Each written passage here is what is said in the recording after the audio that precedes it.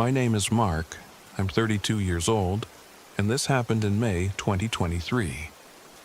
I had reached the end of my tether in the city, a relentless cycle of stress and unhealed wounds, and I craved nothing more than to vanish into the vast, indifferent silence of nature.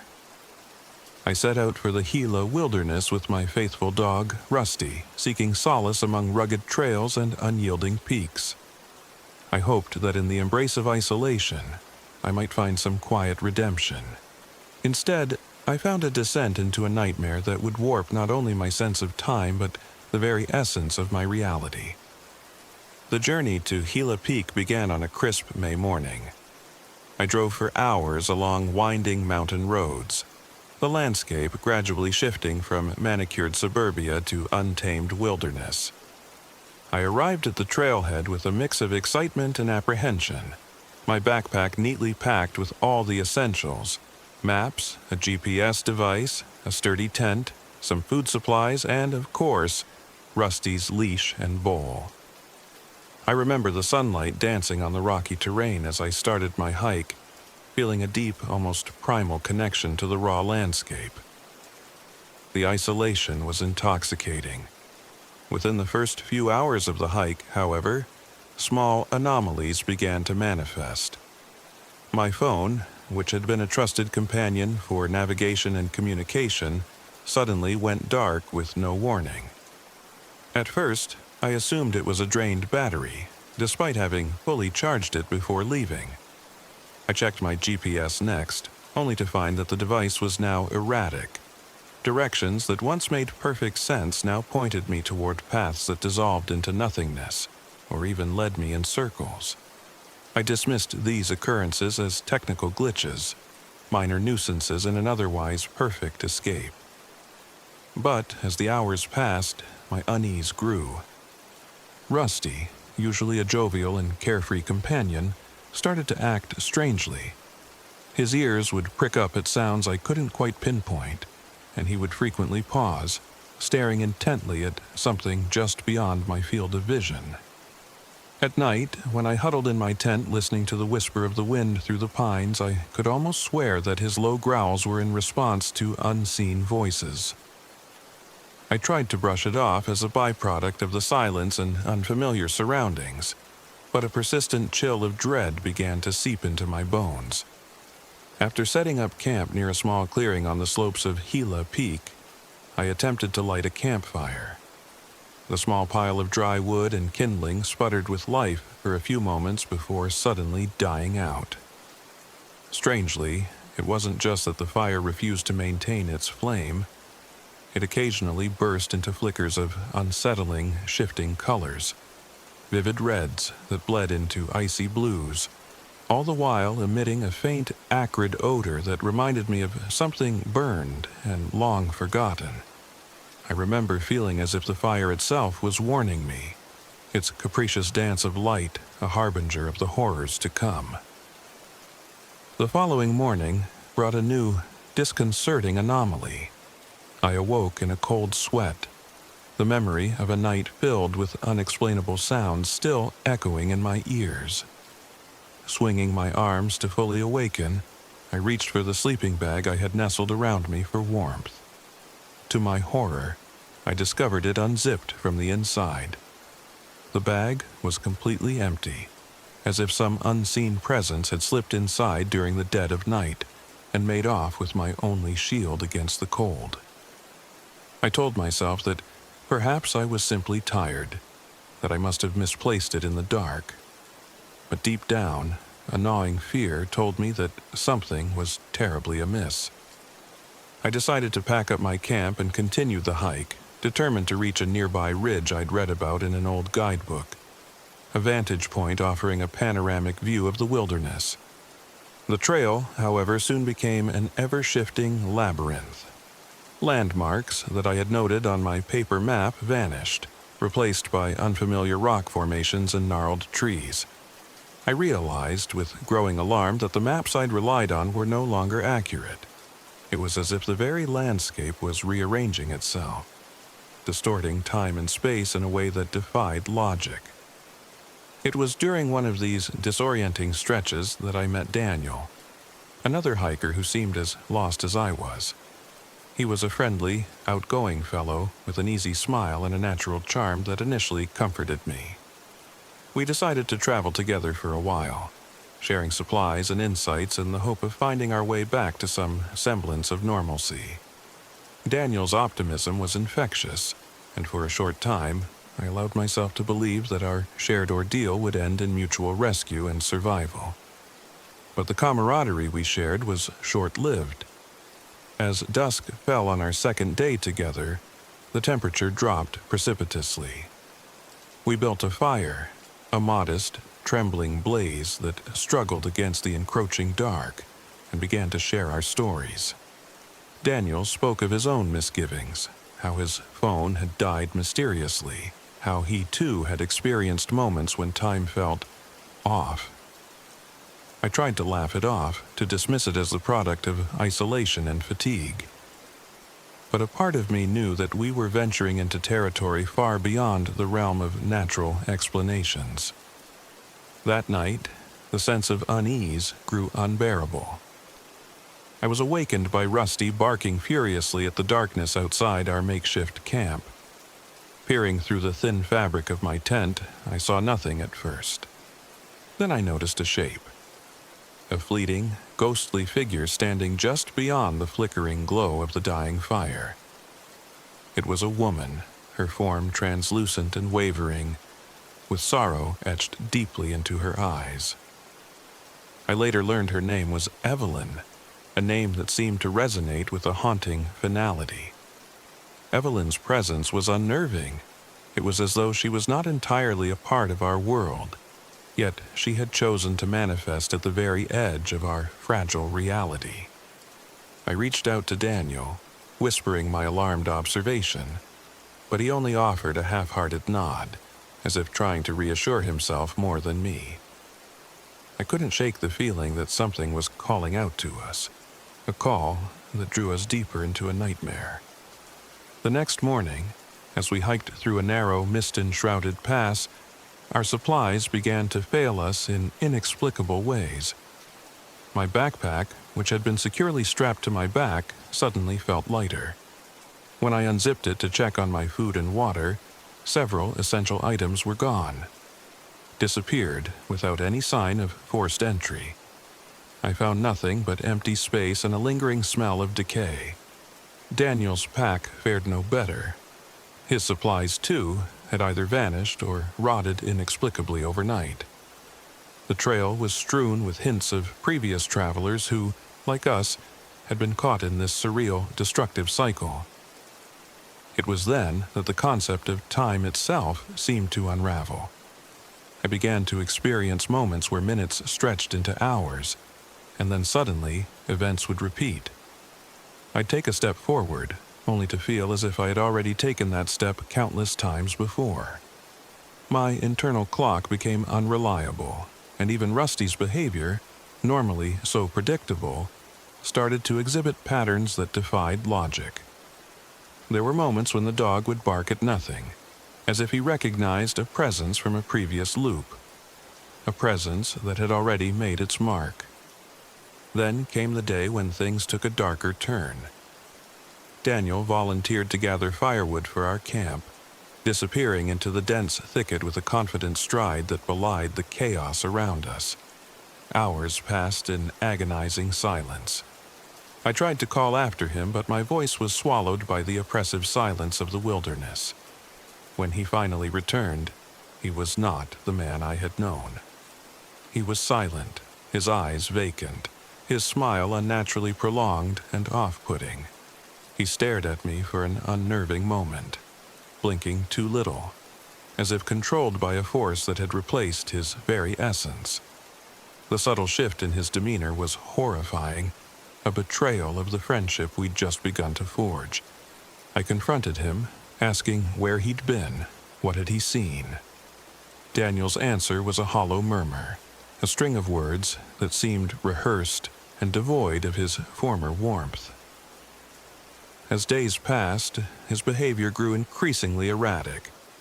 He would wander off into the woods for hours on end, only to return disoriented and mute, his face contorted in expressions of deep, unspoken pain. It became clear that something dark had taken hold of him, something that was using his body as a vessel for its malevolent influence. One night, as the campfire sputtered and died in yet another burst of strange shifting colors, the unthinkable happened. I awoke to the sound of Daniel's labored breathing and a faint guttural whisper that I couldn't quite understand. Rushing out of my tent with Rusty at my heels, I found Daniel standing a few feet away, his eyes locked onto mine in a trance-like state. In that moment, the horror of our situation became painfully clear. The wilderness wasn't just a backdrop for our misfortune.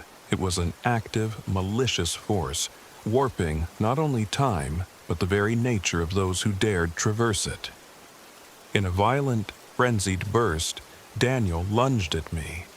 I dodged his attack, heart hammering in my chest, as I struggled to comprehend the betrayal unfolding before my eyes. Rusty barked ferociously, snapping at Daniel's hands, but the possessed hiker moved with an unnatural strength, as if powered by something far beyond human capability. The ensuing struggle was brutal, hands clawing, shouts echoing against the oppressive silence, and a visceral, raw fear that threatened to shatter my very sanity. I managed to fend off his assault with a combination of sheer adrenaline and desperate ingenuity. In the chaos, I grabbed a sharp branch from the ground and slashed at him, the sound of tearing flesh mingling with the eerie, discordant symphony of the dying fire.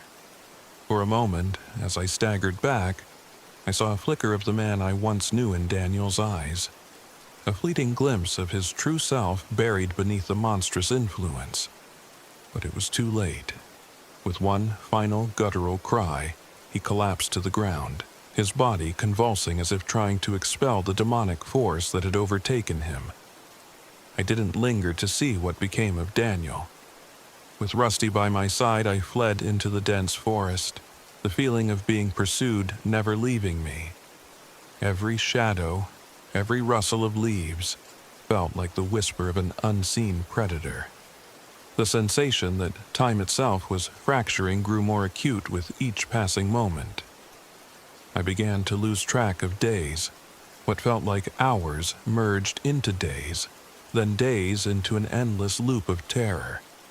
The wilderness had become a labyrinth, not only of twisting paths and disappearing landmarks, but of fractured moments that repeated and overlapped in ways that defied comprehension. In the midst of this relentless nightmare, I noticed a disturbing pattern emerging. The anomalies were not limited to my supplies or the landscape. Even my body began to betray the passage of time. Minor injuries, scratches, bruises, seemed to reappear overnight, as if the wilderness was determined to mark me with its malevolence. At one point, I awoke to find that my clothes had been shredded in places, as though something had clutched at me in the dark and left behind grotesque, bloody impressions. My skin, once a testament to the trials of the day, was now marred by inexplicable scars that pulsed with a dull, sickly glow. Sleep, when it came, was no refuge. Every night was haunted by dreams that blurred the boundaries between reality and nightmare. I dream of the past, of my failed relationships, lost opportunities, and the ghosts of regrets that had always haunted me. But these dreams were punctuated by images of the wilderness twisting into grotesque shapes, of a female specter with sorrowful eyes calling out to me in a voice that echoed my deepest fears. In one particularly vivid dream, I saw Evelyn, her spectral form more defined than ever, standing at the edge of a crumbling precipice, beckoning me to join her in an eternal, agonizing descent. The culmination of these horrors came on what I can only describe as a night that defied the natural order. The fire, which had been my sole source of comfort in the oppressive darkness, flared up with an intensity that bathed the clearing in an otherworldly light. The flames danced in violent, erratic patterns, their colors shifting from deep crimson to an unearthly azure, casting grotesque shadows on the trees around me. In that chaotic light, I saw figures moving at the periphery of my vision. Distorted, fragmented silhouettes that seemed to flicker in and out of existence. I tried to run, but every step felt predetermined, as if the ground itself were betraying me. The trees appeared to lean in, their branches like grasping hands reaching out to pull me back into the darkness. In one heart-stopping moment, I realized that I was being hunted by something beyond human, a malevolent force that had usurped control over the very fabric of time.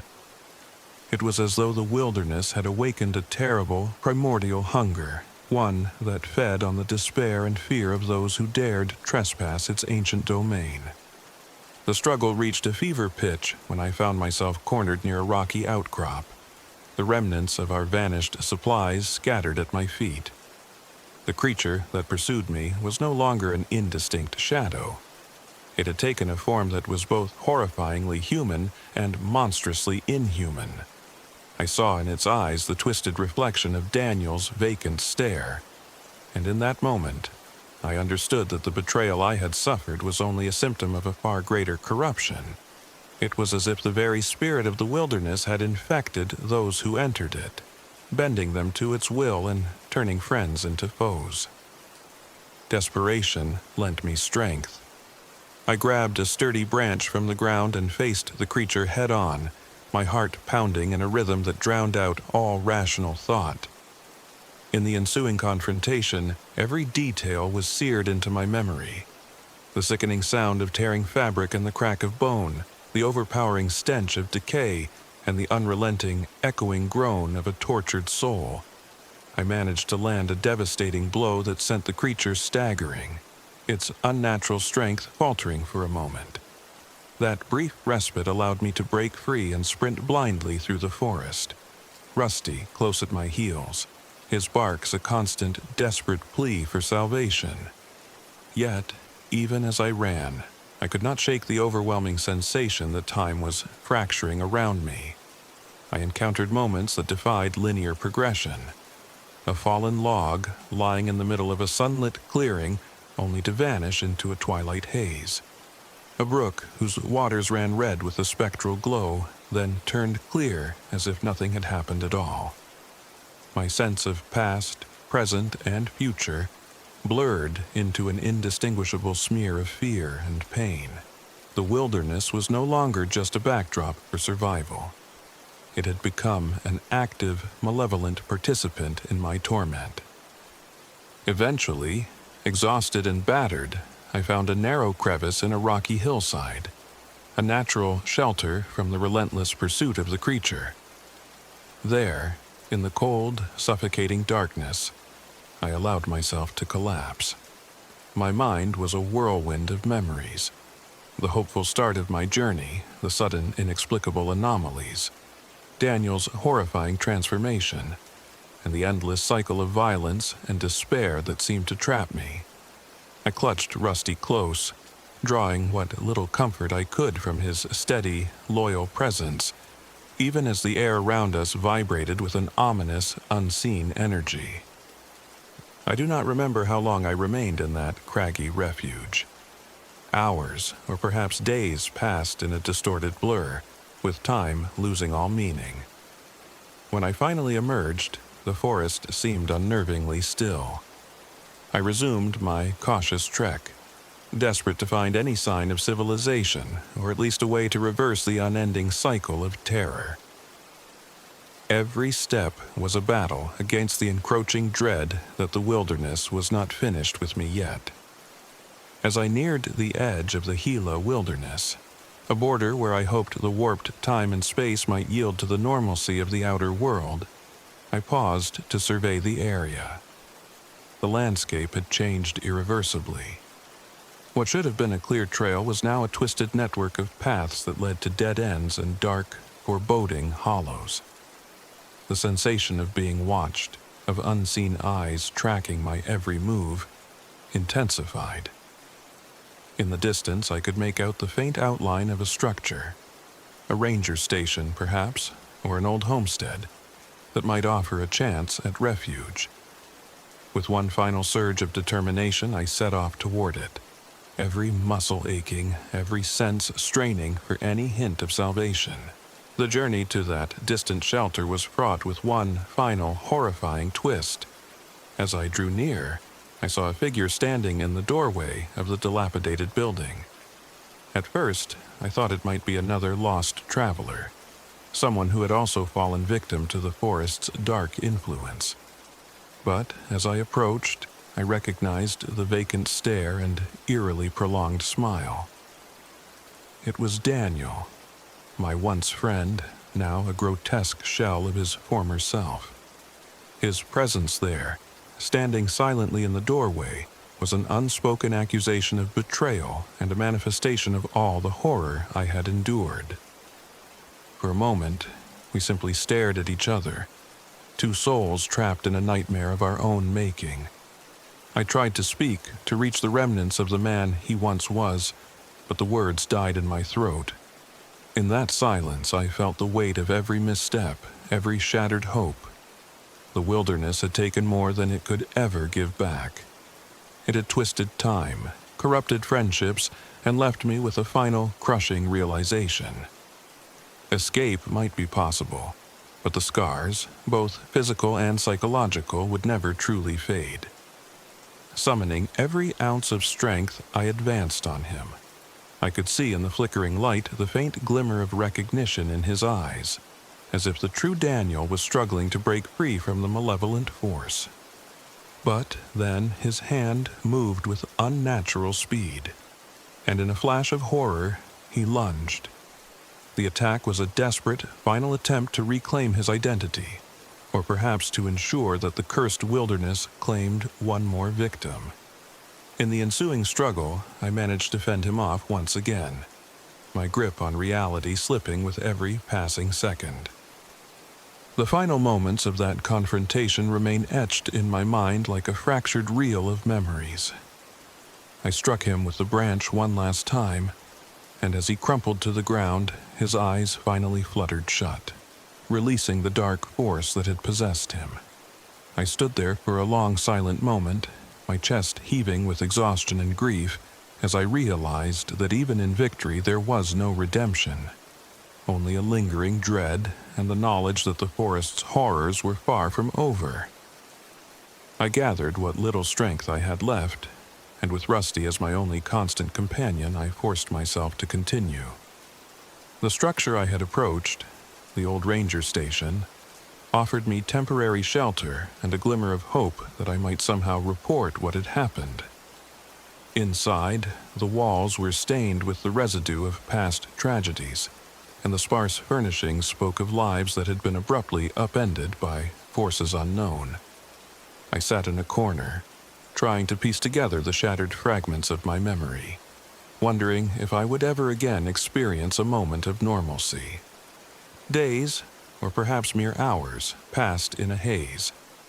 I attempted to contact the authorities using an old, battered radio I found among the supplies, but every message I sent out was met with static and silence.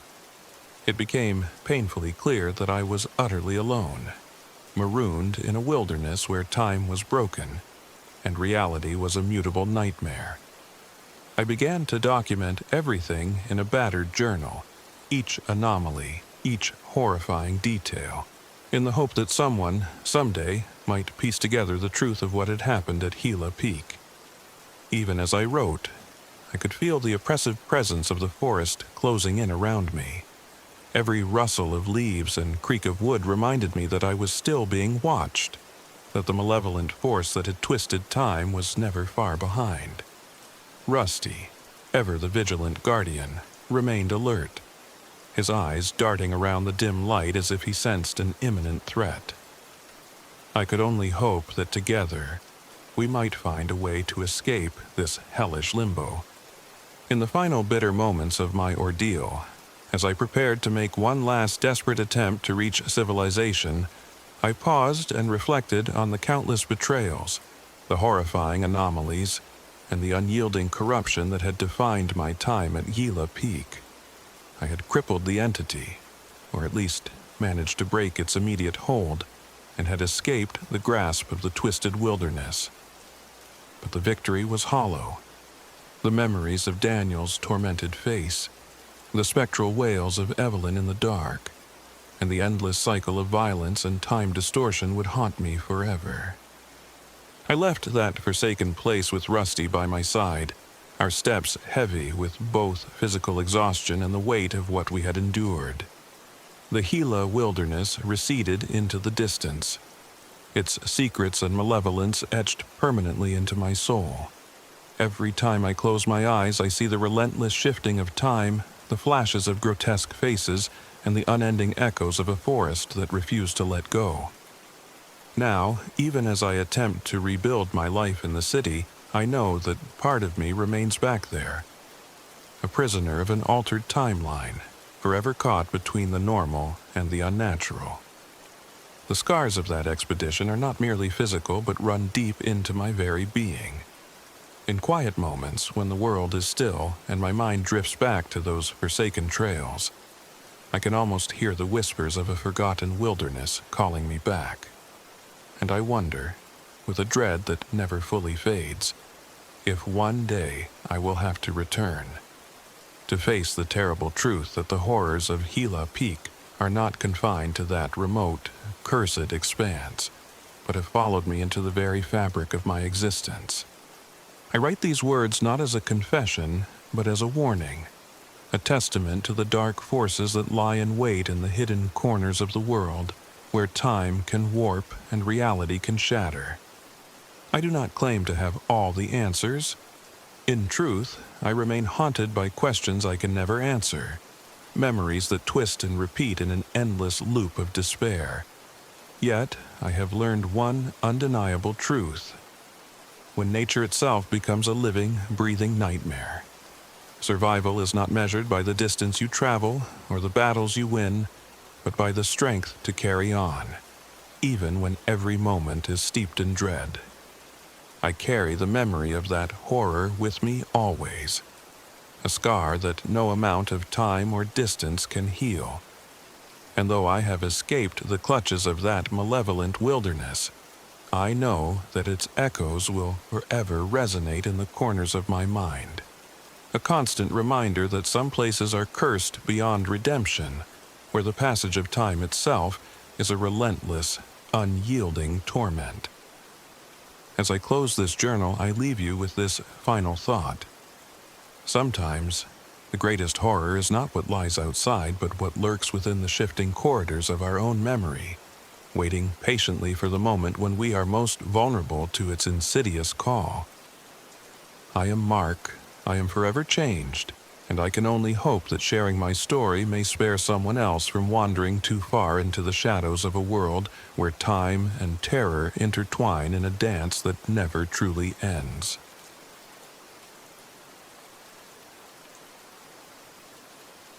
My name is Emily.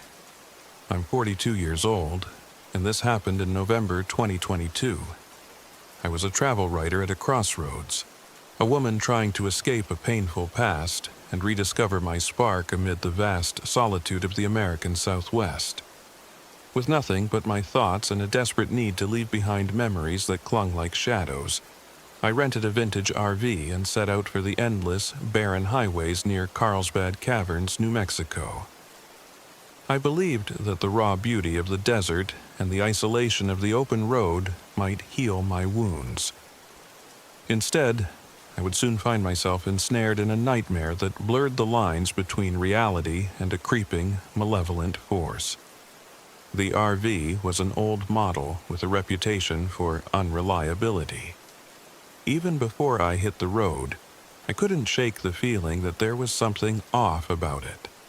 The faded paint and creaking chassis lent it a character that was both charming and unsettling. As I drove away from the rental lot, the engine's steady hum provided a temporary lullaby for my anxious heart.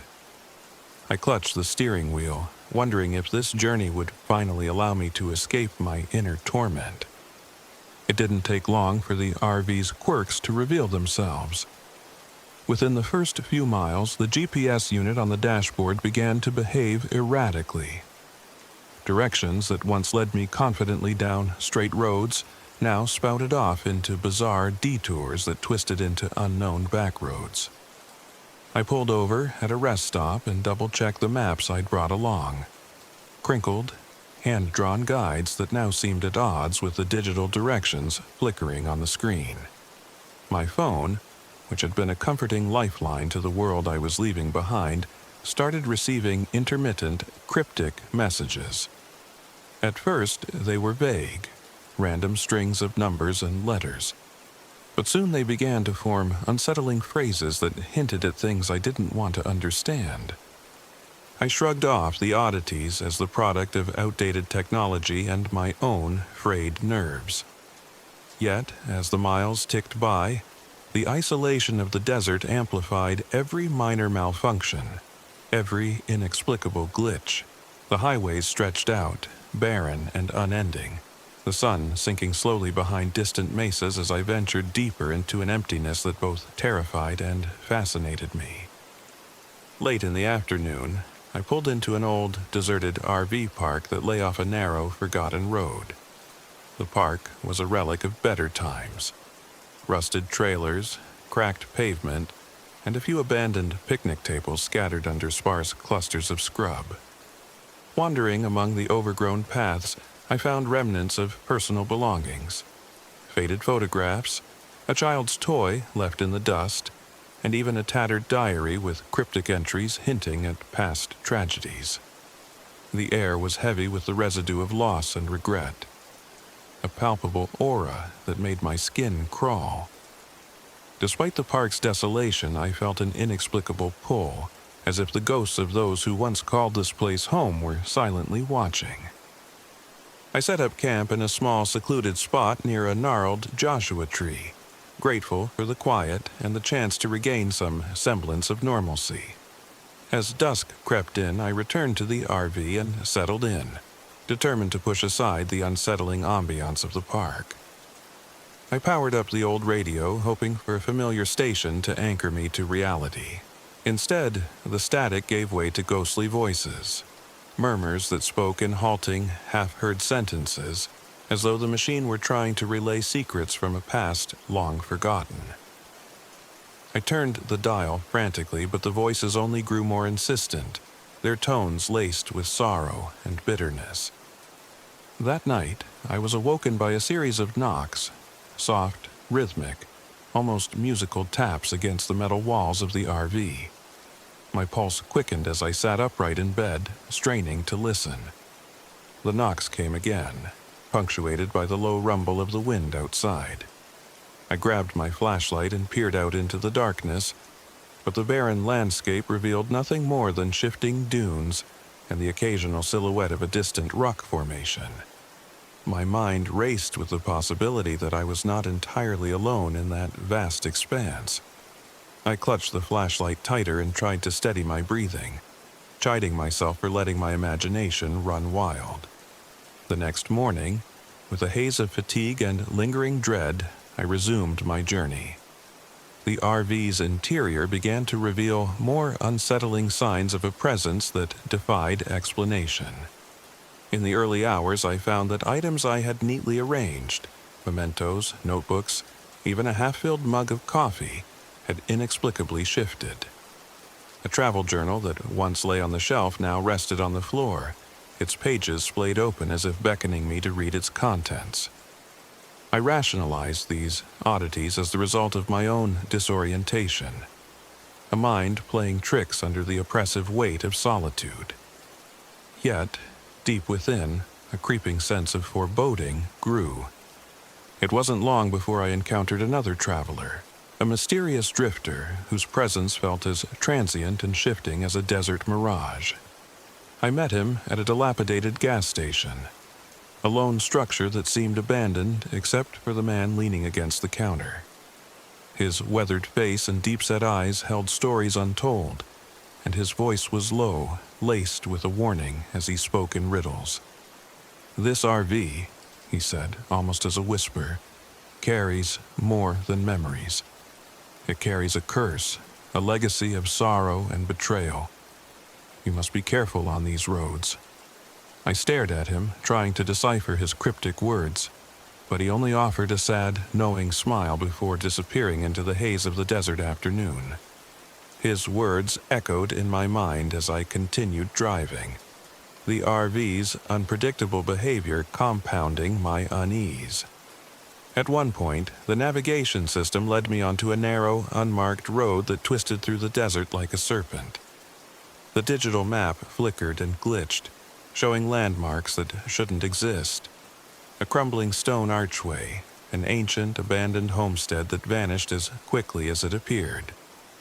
My phone buzzed with another indecipherable message, and I began to wonder if these were not just technological failures, but signs that the past was somehow bleeding into the present. Inside the RV, things grew even stranger. I discovered an old, grainy video recording hidden in the glove compartment, an artifact left behind by the RV's previous owner. The footage was a patchwork of static and somber images, intercut with scenes of a man whose eyes were filled with despair. His face, marked by sorrow and regret, seemed to plead with the viewer, as if begging for forgiveness for a betrayal long past. I rewound and watched again, feeling as though I were being drawn into a story that was both his and mine. A tale of guilt, unresolved anguish, and a curse that refused to die. Night after night, the RV seemed to transform. Objects would vanish from their places, only to reappear in odd, inexplicable locations. My meticulously packed supplies would rearrange themselves during the darkness, and the radio would occasionally tune into frequencies that emitted soft, personal messages. A murmur of my own insecurities, my hidden regrets, echoing through the static. There were moments when time itself seemed to warp. Minutes felt like hours, and the familiar rhythm of day and night became a disorienting blur. I began to experience disturbing bouts of déjà vu, as if I were caught in an endless loop of the same excruciating moments. One particularly harrowing night, stranded on an isolated stretch of highway after the RV's power abruptly failed, I was forced to confront the silence of the desert. The vehicle's interior was plunged into darkness, the only light coming from the pale glow of the moon. I huddled in the corner, wrapped in a threadbare blanket, my heart pounding as I listened to the whispers of the wind outside. Then, amidst the oppressive quiet, I heard a sound that froze my blood. A low, almost imperceptible moan, accompanied by a series of soft footsteps circling the RV. I strained my ears, every muscle tensed with fear, and for a moment I thought I saw a flicker of movement at the edge of my vision, a fleeting silhouette that disappeared as quickly as it came. I spent the rest of that night in a state of hyper-alert terror, the silence punctuated by the occasional creak of the RV's old frame and the rustle of sand outside. When dawn finally broke, painting the sky in bruised hues of pink and orange, I emerged from the vehicle trembling, my skin prickling with the knowledge that I was not alone. The days that followed were a descent into a waking nightmare. The RV began to take on a life of its own, its controls acting independently, guiding me onto roads that twisted and turned in unnatural ways. The cursed vehicle seemed to pull me deeper into the heart of the desert, a place where the very air felt charged with an otherworldly energy. I was no longer sure if I was steering the RV or if it was steering me. Each twist of the wheel felt predestined, as though I were trapped in a cycle that repeated without mercy. Every so often, I caught a glimpse of something in the rearview mirror, a flash of a pale face, or the glint of eyes that shouldn't exist. The sensation of being watched, of unseen forces tracking my every move, became unbearable. I began to see visions of the ghostly figure from the video recording, the previous owner of the RV, whose sorrow and bitterness radiated from his spectral presence. It was as if he had imprinted himself onto the very fabric of the vehicle, his anguish now a part of its being. In one particularly disorienting episode, I found myself on a desolate road where time seemed to collapse. The sky was an eerie twilight, neither fully day nor night, and the temperature plummeted despite the afternoon hour. I drove for what felt like hours, yet the landscape never changed. A barren expanse of cracked earth and a skeletal brush that stretched to infinity. My phone's battery had long died, and the GPS screen now merely flickered with random, nonsensical symbols. I was utterly isolated, a single soul adrift on an endless highway that defied the natural order of time and space. The final straw came on a night when the RV's transformation reached its terrifying zenith. The power surged unpredictably, and I found myself unable to control the vehicle as it veered violently off course. I was forced to fight for the steering wheel as the RV jerked and lurched, as if guided by an invisible hand. The interior lights flickered wildly, casting grotesque shadows on the walls, and then, in a moment of indescribable horror, the spirit of the previous owner seemed to fill the cabin, a presence so overwhelming that I could scarcely breathe. His eyes, full of despair and malice, bore into mine. I felt his sorrow, his unspoken accusation, as if he were trying to merge his tormented soul with mine. The RV roared down an unfamiliar stretch of road, the barren desert outside twisting into surreal shapes under the glare of an otherworldly moon. In that moment, a surge of desperate clarity broke through my terror. I recalled fragments of the cryptic video and scattered journal entries I had found within the RV, clues that hinted at a ritual, a way to disrupt the curse that bound this haunted vehicle. With trembling hands, I fumbled through drawers and compartments, searching for anything that might help me wrest control away from the malevolent force. I found an old, leather-bound journal, its pages filled with frantic scrawls about betrayal, guilt, and a desperate plea for redemption. The previous owner had clearly struggled with the same dark energies that now threatened to consume me. As the RV careened through the desert night, I forced myself to concentrate on the ritual described in the journal. I muttered the words, my voice shaking as I recited incantations that felt both foreign and achingly familiar. The air around me seemed to pulse with energy, the boundaries between reality and nightmare dissolving with each desperate syllable. The spirit's hold on the vehicle began to falter, its influence waning in the face of my will to survive. For what felt like an eternity, I waged a silent battle against a force that had existed long before me. A battle between my desperate need for freedom and a curse that had claimed countless souls. Gradually, the RV's erratic movements subsided. The steering wheel steadied beneath my grasp, and the oppressive energy that had filled the cabin began to recede like a tide going out.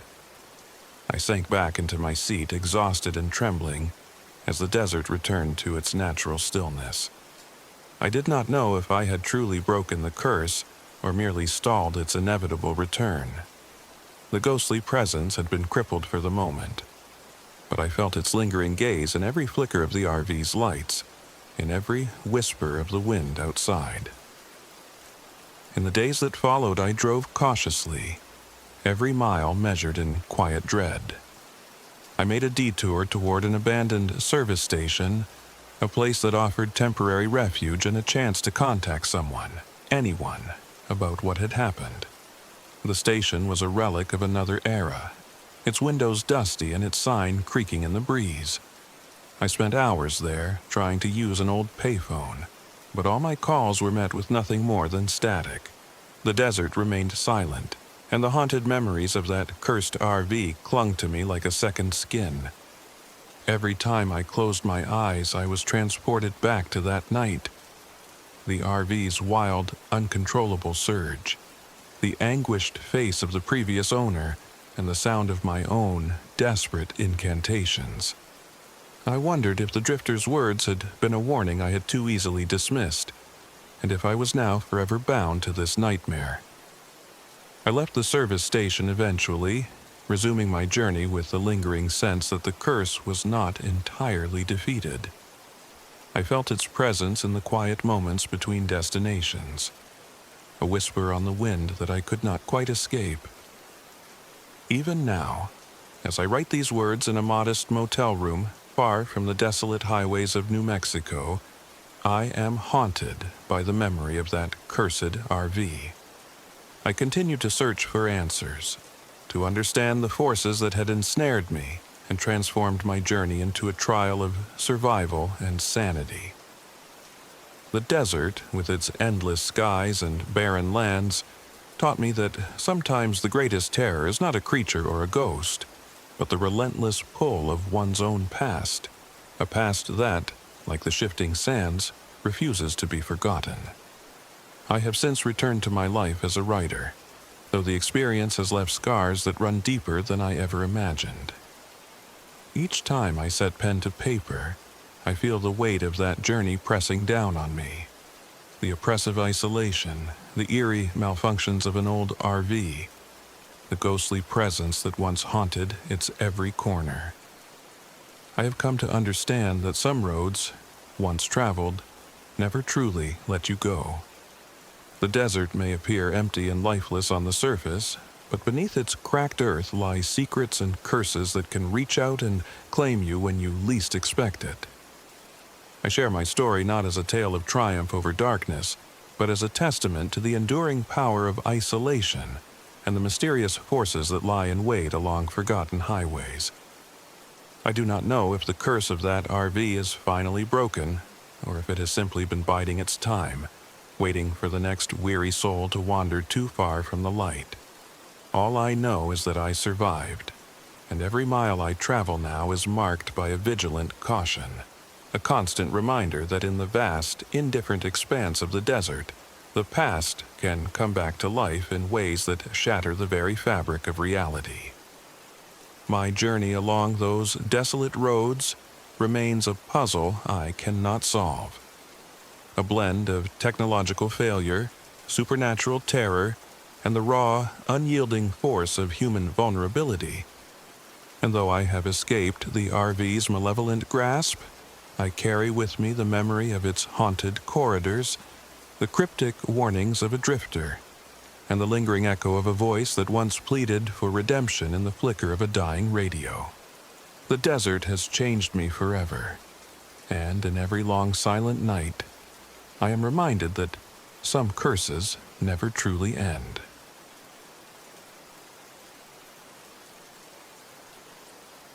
My name is Jack Thompson.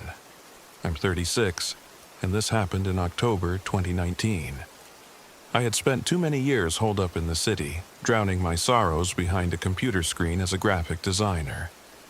I craved an escape, a retreat into nature that I hoped would soothe my bruised soul. I never expected that escape to become a living nightmare, twisting time and trust into something unrecognizable. I had planned a solo camping trip into Carson National Forest, deep in the remote, shadow-haunted reaches of New Mexico. I wasn't a veteran of any war, nor did I possess a hardened survivalist instinct. I was simply a sensitive man seeking solace among ancient pines and whispering winds. But I wasn't entirely alone. Sarah Miller, a close friend from work who had always supported me with her quiet presence, had insisted on joining. I sensed her reluctance from the start.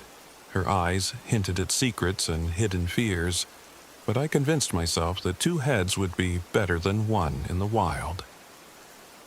The drive to the forest was uneventful at first, a steady rhythm of highways and desert landscapes that slowly gave way to dense woodlands. As we finally pulled up to our chosen clearing, the air itself seemed to thicken, heavy with an inexplicable chill despite the late autumn sun. My faithful dog, Rex, a scruffy but loyal mutt with an almost uncanny intuition, bounded out of the car and sniffed the ground as if greeting an old friend. Our initial hours were peaceful, almost deceptively so. I spent a few moments admiring the way the light played upon the forest floor, dappled through the towering pines. Sarah, quiet and thoughtful, set up the tent with mechanical precision. I couldn't help noticing the subtle tremor in her hands as she worked, an omen I later wished I had heeded. The first night, however, was where the strange occurrences began. After we had settled around the campfire, the normal sounds of nocturnal creatures seemed to be absorbed by the forest. The flames, which had roared to life with comforting warmth, began to change colors. One moment they glowed with the familiar orange hue, and the next they shifted to an eerie, almost unnatural blue. Rex barked repeatedly at the dancing shadows beyond the firelight, as if warning us that something was off. I pulled out my phone to capture the phenomenon, only to find that it had suddenly died, its battery inexplicably flat. My GPS, which I had relied on so much for navigation, began glitching in the middle of the night, its screen flickering erratically with symbols that made no sense. I even tried using our paper maps, only to discover that familiar landmarks were now marked with cryptic symbols and nonsensical annotations. It felt as if the forest itself had rearranged the world around us. Sleep came fitfully that night. I remember waking to a piercing cold and a strange silence. Rex was restless, growling at the dark corners of the tent.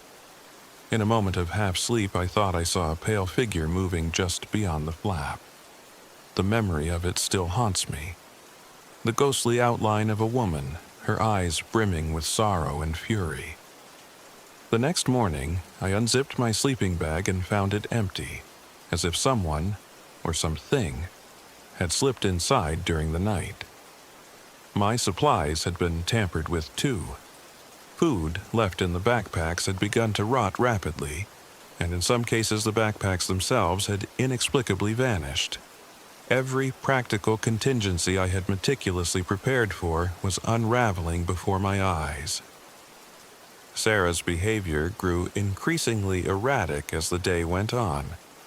At first, it was little things, a delay in her responses, an unsettling smile that lingered too long, and moments when she would stare blankly into the distance as if lost in another realm. When I asked her if she felt all right, she would only mutter something about being tired. But as the hours passed, I began to suspect that the forest had done something to her, or perhaps something had always been inside her, waiting for the right moment to emerge. That evening, we met Adam Collins, a local woodsman who had been patrolling the outskirts of the clearing. He was gruff and taciturn, his eyes carrying the weight of many unspoken stories. He warned us in a low, gravelly voice about the legends of the forest, speaking of a spectral figure known as Evelyn, a ghost with a tragic past whose presence could twist the very fabric of time. Adam urged us to leave, to return to civilization before the forest took its toll. His words stirred a cold dread in me, yet I stubbornly clung to the hope that I could solve these mysteries on my own. The forest's grip on time began to show its full, terrifying power that night. Hours bled into one another in a surreal loop. At one point, I distinctly recall watching the sky turn from dusk to dawn in what felt like minutes. The normal progression of time had become warped. I found myself questioning whether I was truly awake or trapped in a nightmare that played over and over again. Then came the betrayal. We decided to gather wood to keep our fire burning through the cold night. I, along with Adam, set off into the woods, leaving Sarah behind with Rex, who insisted on staying near the camp. The wood-gathering trip, which should have been mundane, turned into the first real crack in our fragile alliance. While chopping wood, Adam and I shared wary conversation about the strange happenings. I mentioned my concerns over Sarah's odd behavior, and Adam's eyes darkened with a mix of sorrow and resignation. He confided that he'd seen something, a transformation in people who ventured too deep into the forest. as if the very spirit of the woods could corrupt a person from within. After what seemed like only a short while, Adam left to collect more firewood. I waited, feeling the creeping chill of isolation sink in deeper. The minutes ticked by, and eventually I decided to head back to the camp. That decision would mark the beginning of my unraveling. Returning to the camp, I found it eerily silent. Rex, usually so energetic, lay in a corner, eyes fixed on the darkened tree line. Then I saw her, Sarah, emerging from the shadows. But she wasn't the Sarah I had known. Her face was calm to the point of unnerving indifference, her eyes void of emotion, and her smile too long, too fixed. She offered no greeting, only a wordless stare that sent a shiver down my spine. "Sarah?" I asked, tentatively, my voice barely a whisper. She did not respond immediately.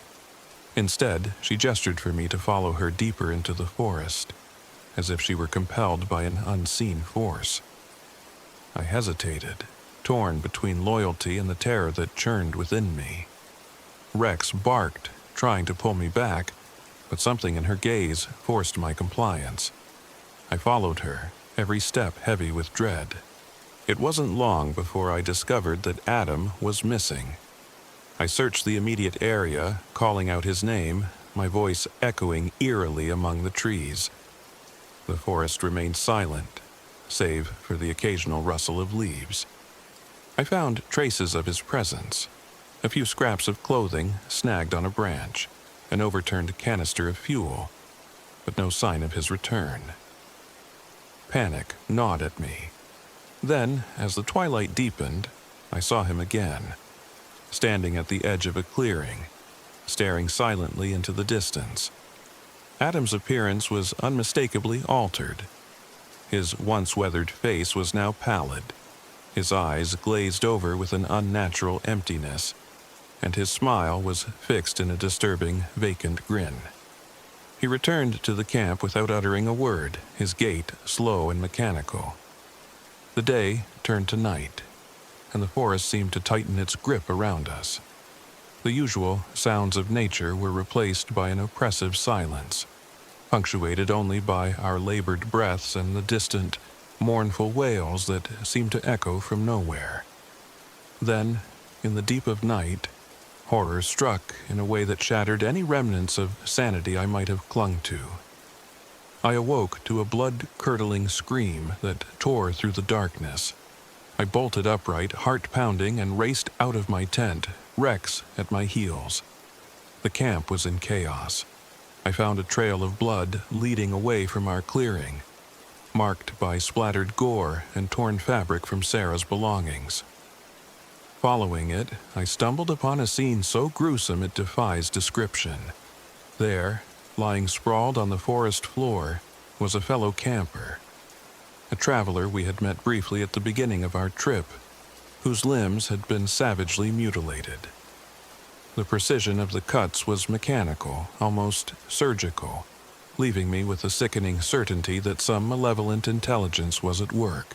As I scrambled to retreat, a dark figure emerged from behind a cluster of trees. It was Evelyn, the ghost Adam had warned us about. Her form was partially translucent, shimmering in the faint moonlight, with eyes that burned with an otherworldly mix of sorrow and fury. In that moment, time itself seemed to distort further. The moment stretched on, and I felt as though I were caught in a limbo between seconds. Evelyn's gaze met mine, and I could almost hear the agonized whispers of the countless souls she had claimed. The chill that emanated from her was physical, a force that pushed me back with invisible hands. I ran, blindly through the dark, with Rex barking furiously behind me. In the ensuing chaos, the betrayals revealed themselves further. Sarah, who had led me away from the camp, was no longer the friend I remembered. At one point, when I turned a corner in the labyrinthine woods, I glimpsed her standing silently near a fallen log, her eyes dark and unseeing. But then, In a split second, she lunged at me with a ferocity that was not her own, driven by something deep and ancient. I managed to dodge her attack, stumbling backward, but her expression was contorted with a mix of malice and sorrow, a duality that terrified me beyond words. The forest was now a living nightmare, and every step I took was fraught with danger. The relentless distortion of time made it impossible to trust my own senses. I could no longer tell if the minutes were minutes or if hours had passed in a single heartbeat. The once familiar landscape transformed into a shifting maze of shadows and whispers. Every sound, the snapping of twigs, the rustling of leaves, became a potential harbinger of death. Desperate to regroup, I made my way back to the campsite, where I found Adam sitting silently in a circle near what remained of our fire. His face, now almost unrecognizable, was etched with deep, unyielding lines. The vacant grin on his face was as disturbing as the bloodstains on his arms, which he wouldn't explain when I confronted him. Instead, he mumbled something incoherent about the time that's lost and the forest's hunger. I could tell that he was barely aware of his own actions, an empty shell controlled by something beyond our understanding. My attempts to rally any semblance of order or hope in that moment were futile. As I stood there, paralyzed by fear and disbelief, a sudden, guttural sound shattered the oppressive silence, a sound that was not entirely human. It was followed by a series of violent thrashes. I ran toward the sound, and what I found chilled me to the bone. A small group of campers, who had tried to stick together in the midst of the chaos, were engaged in a brutal struggle. One of them, eyes rolling back in his head, was being savagely attacked by what looked like a possessed version of Sarah. Her eyes, once kind and familiar, were now empty voids that belied a monstrous force. With unnatural strength, she had pinned him to the ground, her hands covered in blood as she inflicted precise, deliberate wounds that left him mangled beyond recognition. I could only watch in horror as the life was drained from his eyes. Rex, usually the beacon of loyalty and protection, howled and charged at Sarah, but even his valiant efforts were no match for the dark power that had overtaken her. In the ensuing melee, another figure emerged from the shadows, a towering presence, half human and half something else entirely. It moved with a deliberate, predatory grace that sent my blood ice cold. I couldn't discern its features clearly, but there was an aura of malice about it. In one terrifying moment, the creature lashed out, and Sarah, as if under its control, turned and struck Adam with a force that sent him crashing into a tree. The sickening crunch of bone under pressure echoed in the silent forest. I grabbed a fallen branch, wielding it as a makeshift weapon, my hands trembling uncontrollably. I lunged at the creature, determined to protect Rex and any remnants of sanity that still clung to me. In the ensuing struggle, the creature retaliated with brutal force, its strikes accompanied by a chorus of unearthly shrieks. My arms burned, and every blow I delivered felt futile against the tide of dark power that swirled around us. Time became a maddening loop as I fought. Every second stretched into an eternity, every heartbeat a reminder that the forest was devouring our reality. Amid the chaos, I managed to land a decisive blow with the branch, causing the creature to falter. Its monstrous form wavered, and for a brief moment, I believed I had crippled it enough to force it back into the shadows. But the victory was Pyrrhic. The forest itself seemed to weep with silent dread as the creature recoiled, leaving behind an unsettling stillness. I gathered Adam in my arms, his eyes still vacant as if he were lost in a dream, and dragged him back to what remained of our camp. Rex circled us, growling lowly as if sensing that the danger was far from over. In that moment, the line between ally and enemy blurred. Sarah's betrayal was complete, and the supernatural influence that had claimed her threatened to engulf all of us. The night deepened, and with it, the relentless distortions of time grew ever more pronounced. The temperature dropped sharply, and I watched in horror as the remaining supplies in our camp rotted before my eyes, leaving behind only the stench of decay.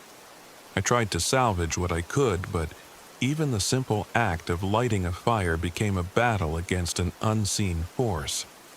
The flames, when they caught, danced with an eerie blue intensity, as if mocking my feeble attempts to create warmth and safety. I knew that I had to get out. The forest was no longer a refuge. It was a trap that fed on despair, corruption, and the slow erosion of time itself. With a heavy heart, I resolved to lead Rex away from the cursed clearing, to find help, to somehow escape the relentless cycle of betrayal and terror. But as I prepared to leave, I heard a soft, almost inaudible whisper behind me. A voice that I recognized, yet could not place. It was as if Evelyn herself was bidding farewell, or perhaps beckoning me to stay forever. In the final moments before I fled, I saw Sarah one last time. Standing at the edge of the clearing, her eyes meeting mine with a haunting, unearthly intensity, she offered a smile that was both a plea and a curse. I couldn't tell if it was the ghost's influence or the remnants of the woman I once knew, but that smile would haunt me for the rest of my days. With Rex tugging insistently at my leg, I made my way into the oppressive darkness of the forest. Every step felt like wading through a river of despair, every rustle a reminder of the atrocities I had witnessed. Behind me, the sounds of the forest slowly subsided into an ominous silence, leaving only the lingering presence of a malevolent force that refused to let go. Even now, as I write these words, I feel the weight of that night pressing down on me, a perpetual reminder that nature, when tainted by ancient sorrow and malice, can transform the familiar into an endless nightmare.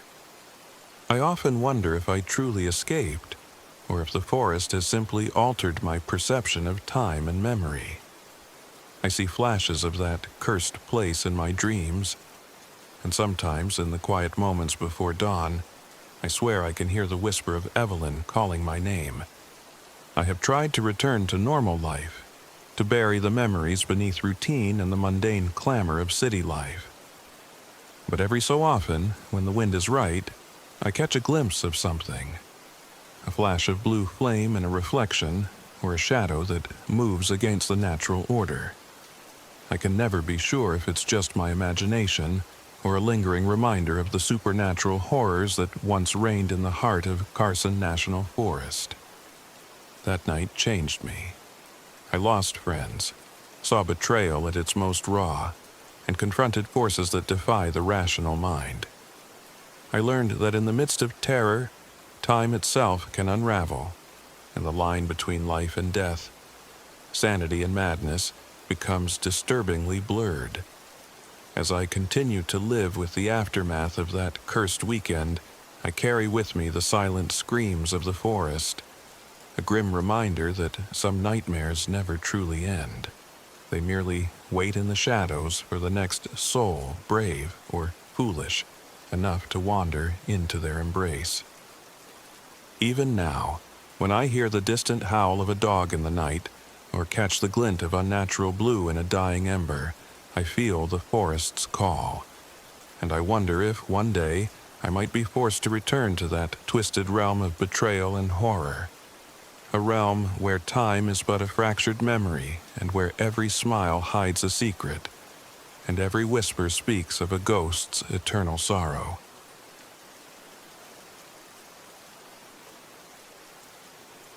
My name is Linda Monroe. I'm 42, and this happened in October 2021. I was desperate for a change, a break from the relentless grind of my life as a freelance photographer in a city that never paused to let you catch your breath. I had been haunted by loss and regret for far too long, and the idea of escaping into the vast, empty expanses of New Mexico's desert offered a promise of solitude, healing, and inspiration. I loaded up my vintage RV, lovingly named Bella, and set off on what I thought would be a liberating journey of self-discovery. I never imagined that the lonely roads and sun-baked highways would soon turn into a waking nightmare. Bella had been my sanctuary for years, a meticulously maintained relic that represented my independence and creativity. With its comfortable interior and retro charm, it was my home on wheels. I planned to travel from one isolated town to another, photographing abandoned roadside attractions and the raw, unspoiled beauty of the desert. I believed that amid the desolation, I might capture images that spoke of hope and renewal. But from the moment I left civilization behind, an unsettling feeling began to gnaw at me. The first few hours of driving were almost therapeutic. The vast desert stretched out on every side, painted in hues of ochre and burnt sienna. The silence was profound, broken only by the hum of Bella's engine and the occasional whisper of wind stirring the dust on the highways. I made brief stops at weathered gas stations and rundown diners, always keeping one eye on the horizon, sensing that something was off, though I couldn't quite place it. About 2 days into the journey, as I was winding along a remote desert highway near the Chihuahuan Desert, Bella started acting up. It wasn't an explosion of smoke or a sudden breakdown. Rather, it was a series of subtle malfunctions that left me uneasy. One afternoon, while I was parked near an abandoned roadside rest stop, the engine sputtered and the dashboard lights began to flicker erratically. I pulled over and fiddled with the ignition, but nothing seemed to fix it. After a long, frustrating half hour, the engine roared back to life, as if nothing had happened. I chalked it up to an intermittent electrical issue, a minor glitch in an old machine, and continued on my way, though I couldn't shake the feeling that Bella was more than just a vehicle with mechanical problems. That night, as I settled in for the evening in the cramped, familiar interior of Bella, I discovered something even more unsettling. I awoke to a whisper of movement in the darkness. The RV's interior lights flickered, and I saw, out of the corner of my eye, that some of my supplies had vanished. My water bottle and a small stash of food I'd stowed in a cabinet were gone. At first, I thought I might have simply misplaced them during the day's chaos, but as I searched, I found no trace. I double-checked every compartment, every nook and cranny of Bella, and the items were nowhere to be found. The sense of violation was palpable. Someone, or something, had been in my personal space without my knowledge. The following morning, I set out in search of answers. I drove to a small, isolated town called La Cueva, a dust-choked place with a population that barely exceeded 100 souls. I was hoping to find a local mechanic who could give Bella a once-over. It was there that I met Roy Jenkins, a quiet, unassuming man with grease-stained hands and eyes that seemed to harbor secrets. His reputation as a reliable local mechanic preceded him, and I was grateful when he agreed to inspect Bella. Roy worked on the RV for hours under the blistering sun, and we exchanged small talk about the heat and the unforgiving desert. But as the afternoon wore on, I noticed his manner shifting. His eyes flickered with an unreadable intensity when he asked about my journey and my reasons for traveling alone. When I casually mentioned that I was photographing abandoned sites, he paused, then muttered something about things best left forgotten in the desert. I brushed it off as the ramblings of a man too steeped in local lore, but his tone left me uneasy. After finishing his repairs, Roy warned me not to push Bella too hard. "There are forces in these parts," he said quietly, "that don't take kindly to strangers meddling in their business." I thanked him and paid, but his words clung to me as I drove away. I tried to focus on the mission to capture the stark beauty of the landscape, but an ever-present sense of dread was beginning to weigh on me. As I continued my journey down endless stretches of asphalt, more inexplicable events began to pile up. Bella's systems continued to malfunction at odd intervals. The radio would switch to static without warning. The air conditioning would turn on at full blast in the middle of a heat wave, and the lights in the RV would dim or flicker unpredictably.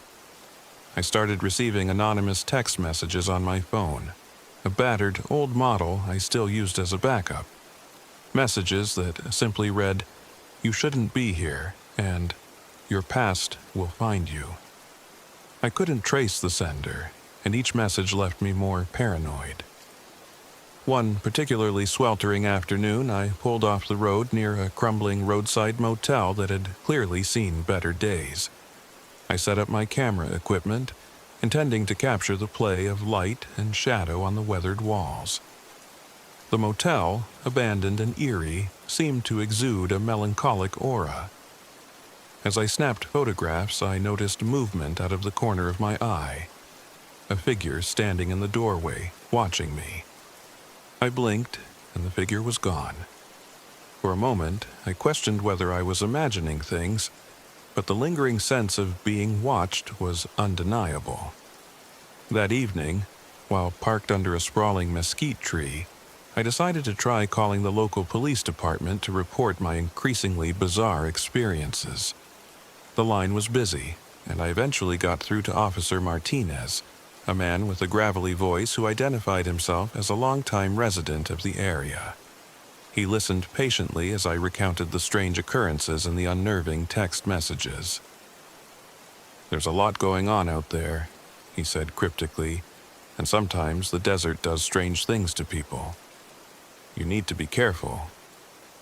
His tone was gentle, but laced with an undercurrent of resignation, as if he'd seen horrors that words could hardly capture.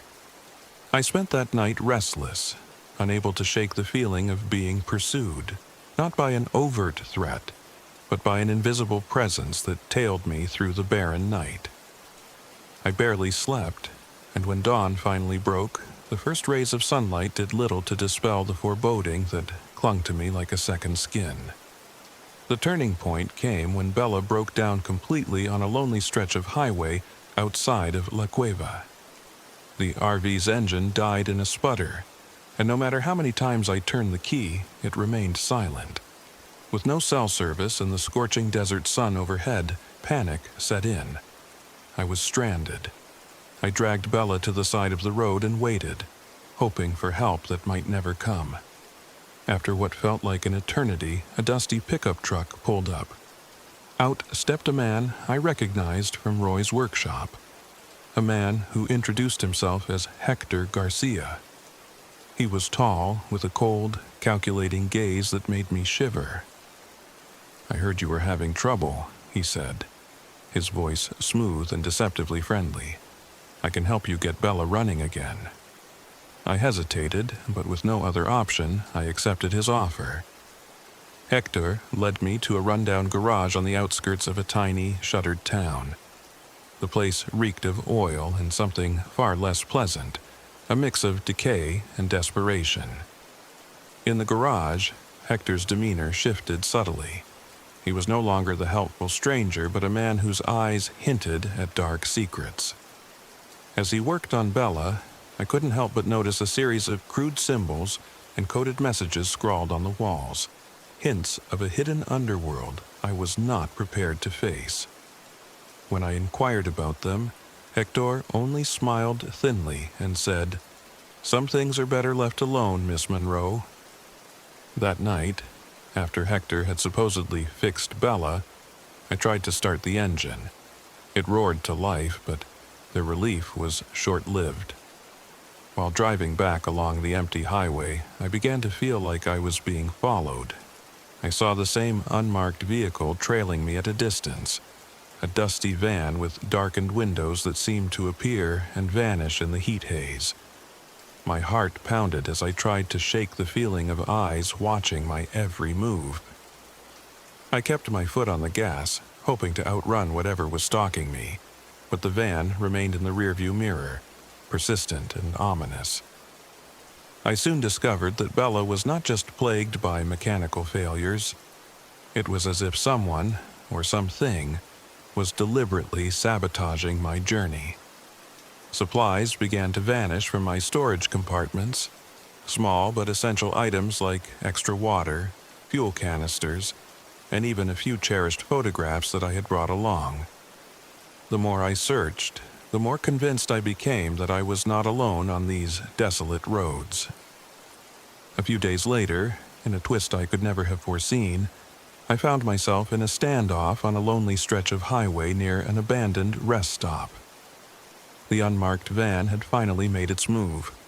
Several armed men, their faces hidden behind bandanas, emerged and blocked my path. Their eyes were cold, and their movements were calculated, as if they were following a script. My pulse raced as they demanded that I surrender the keys to Bella and any valuables I had on board. I pleaded with them, trying to reason that I was just a photographer on a solitary journey, but my words were met with silent, menacing stares. The leader of the group, a gaunt man with a scar running down his cheek, finally spoke. "We know who you are, Linda Monroe. You're a witness to things that shouldn't be seen." His voice was low and gravelly, and his words sent a chill down my spine. I realized with dawning horror that these men were not random criminals. They were part of something much larger, a network of human trafficking and exploitation that used the vast, unmonitored stretches of desert to lure unsuspecting travelers into their snare. As they closed in, I realized I had little choice but to try and escape. I slammed my foot down on the accelerator, and Bella lurched forward. The ensuing chase was a blur of adrenaline and terror. The desert sun bore down mercilessly as I weaved along cracked asphalt, the armed van in relentless pursuit. I glanced at the rearview mirror and saw the van's headlights glaring like malevolent eyes. My hands trembled on the steering wheel as I navigated through narrow canyons and dust-laden roads, desperately trying to lose my pursuers. It was during this frantic escape that I experienced the full, crushing weight of betrayal. I remembered Roy's ominous warning and the peculiar glances from Hector. It became clear that the mechanical malfunctions, the disappearing supplies, and even the anonymous texts were not random occurrences. Someone had orchestrated this entire ordeal, and Roy's earlier assistance now rang hollow. I recalled a conversation with him where he hinted at a dark partnership between local mechanics and an elusive crime boss known only as Hector El Lobo Garcia, a name whispered with fear among those who knew the desert's hidden underbelly. The chase ended abruptly when Bella sputtered and came to a stop near an abandoned service station. I managed to elude the van by ducking into the dilapidated building, my heart pounding so loudly I was sure it would give me away. Inside, dust motes danced in the sparse light that filtered through broken windows, and every creak of the old structure filled me with dread. I crouched behind a rusted counter, my camera clutched tightly as if it were a talisman against the darkness outside. After what felt like an eternity of waiting, the sound of footsteps echoed in the distance. I held my breath, every muscle taut with fear. The door creaked open, and a shadow loomed over me. I braced myself for an attack, but to my surprise, it was Officer Martinez, the very man I had spoken with over the phone. His presence was unexpected, and for a brief moment I felt a glimmer of hope. "Linda, come with me," he whispered urgently, his eyes scanning the abandoned building. "There's no time to explain. We need to get out of here." I hesitated, torn between the overwhelming urge to trust him and the instinct to run, but the desperation in his voice, the genuine concern etched on his face, pushed me to follow him. Officer Martinez led me out the back door of the service station and into a narrow, overgrown alley. We moved silently through the dusty labyrinth of forgotten structures, his footsteps light and purposeful. Finally, we emerged onto a narrow road where a battered pickup truck waited.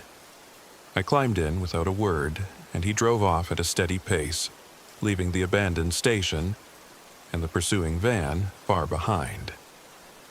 During the drive, Martinez revealed what he knew. He had been monitoring the activities in the area for some time, aware of a growing human trafficking network that exploited the isolation of these roads. Hector El Lobo Garcia was at the center of it all, and local collaborators, mechanics, transport workers, even some law enforcement, were complicit in his operations.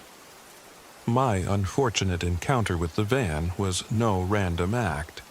I had unwittingly become a witness, and Hector's network wanted to ensure I never spoke of what I had seen.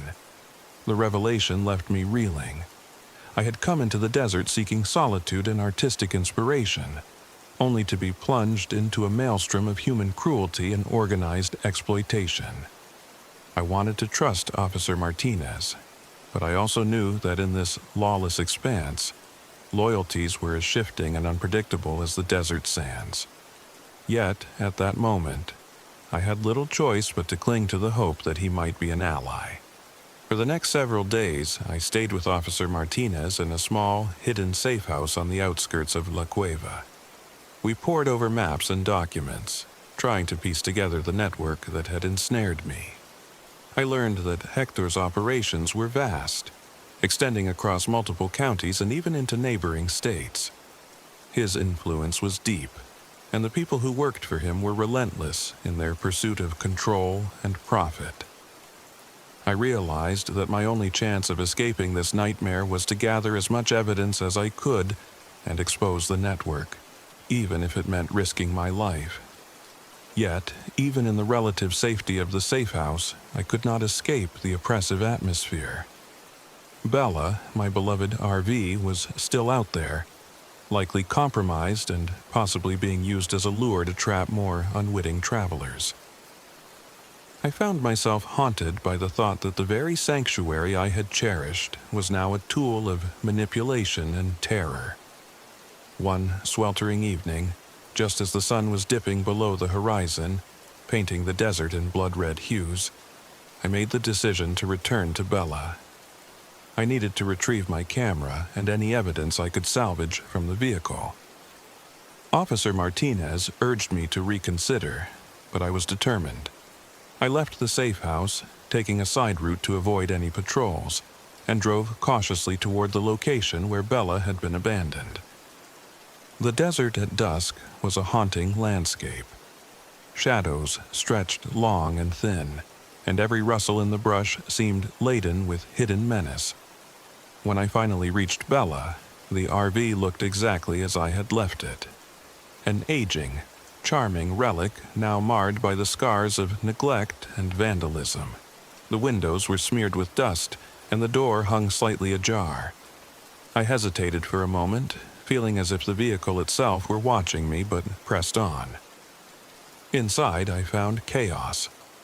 Drawers had been rifled through, and some of my personal belongings were strewn across the floor. My heart pounded as I moved through the cramped interior, searching for my camera and any documents that might offer clues. In one corner, I discovered a hidden compartment beneath the floorboards.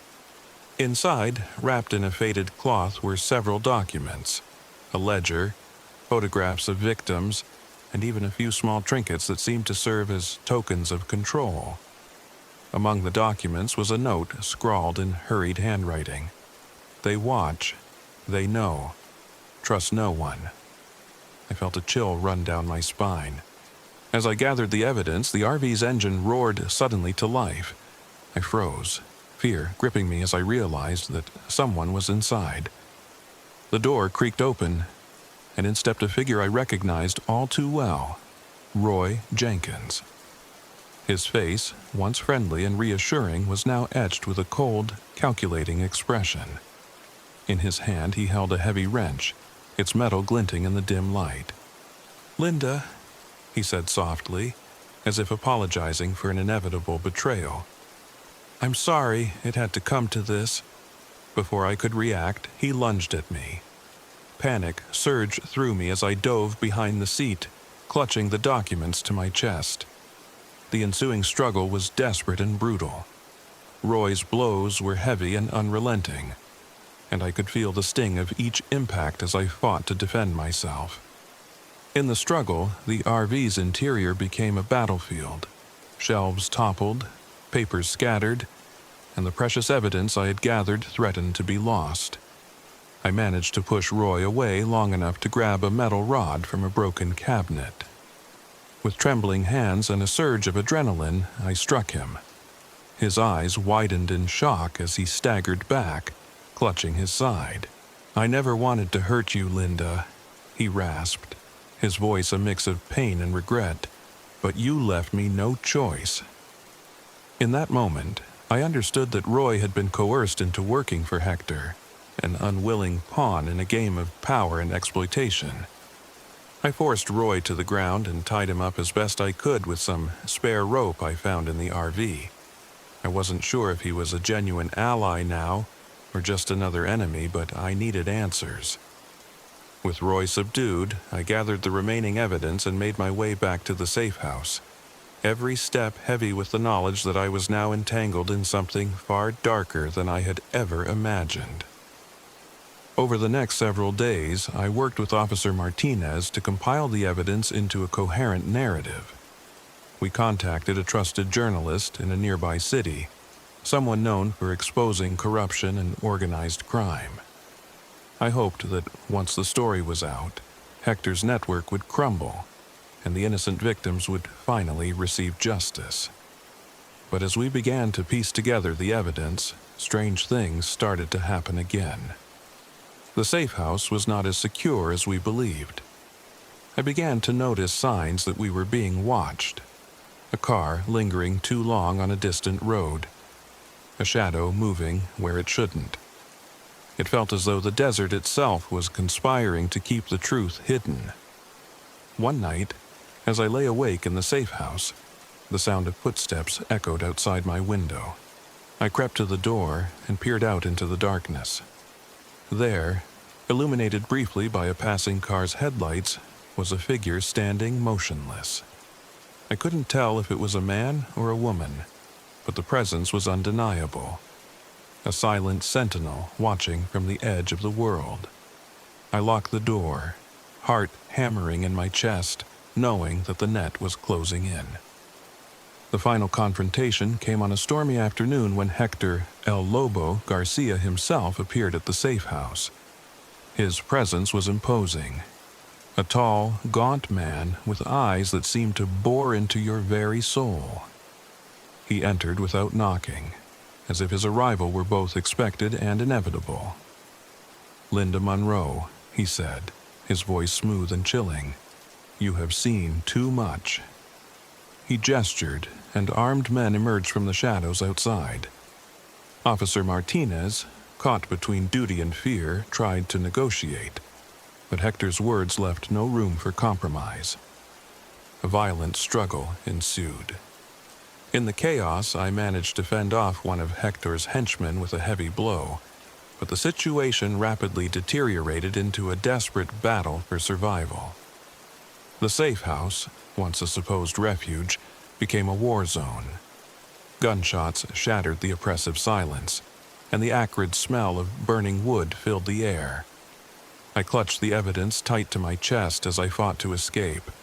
The realization that the truth I had gathered might never see the light of day if I didn't survive weighing heavily on me.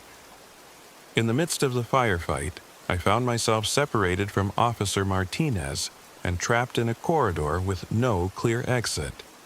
I could hear the shouts of men and the heavy thud of footsteps as Hector's crew closed in. Desperation lent me strength as I darted into a narrow passage, barely avoiding a bullet that whizzed past my ear. My heart pounded, and every moment felt like an eternity as I navigated the labyrinthine interior of the safe house. The sound of my own breathing was deafening, a constant reminder of the terror that gripped me. Finally, I burst through a back door into the raging storm outside. Rain pounded down in torrents, washing away the dust and blood of the battleground. I sprinted across the muddy yard, the evidence clutched tightly in my arms, and stumbled into the open desert night.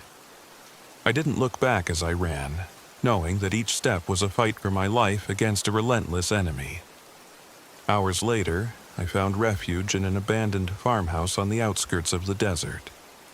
There, with my body bruised and my spirit battered, I made a makeshift plan to alert the authorities and the press. The farmhouse, though isolated and decaying, offered a temporary sanctuary from the chaos that had consumed my life. I spent a sleepless night transferring all the evidence to a secure drive and composing a desperate message to the journalist I trusted.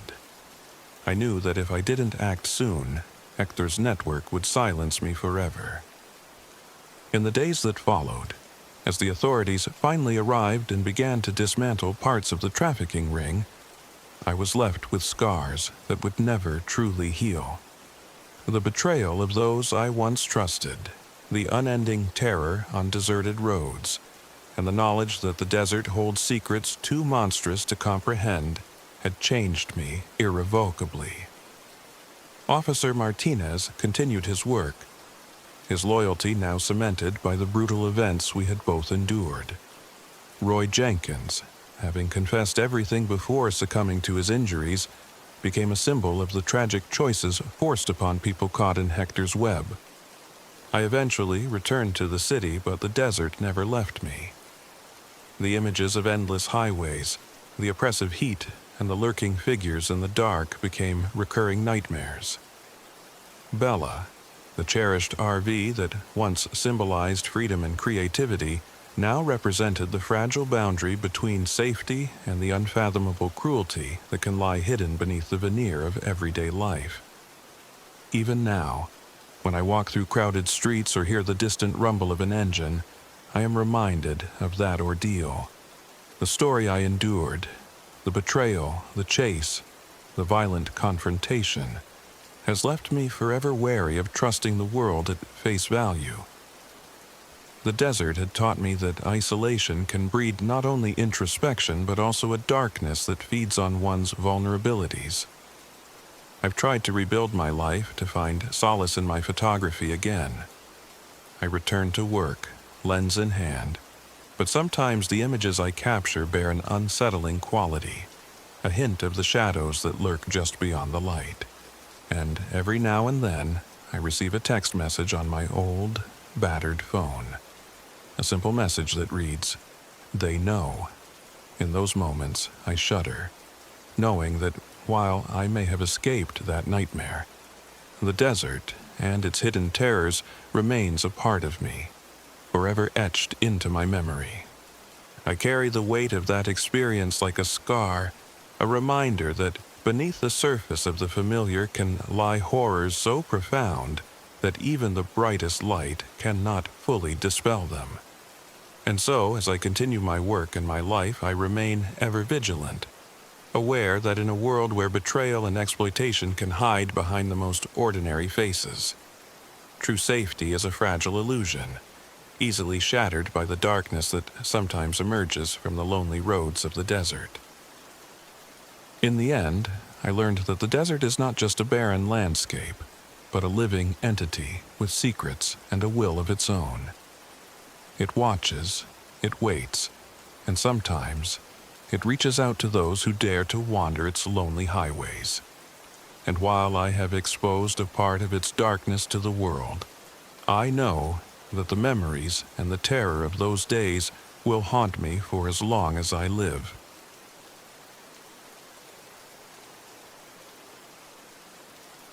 My name is Ryan Parker. I'm 29 years old. This happened in November 2024. I left behind the relentless chaos of city life for the silent, jagged peaks of the Sierra Blanca Mountains in northern New Mexico, seeking solace and a chance to reconnect with nature. I never imagined that my quest for quiet reflection would plunge me into a waking nightmare, a brutal, unrelenting terror that would warp my very sense of time and humanity.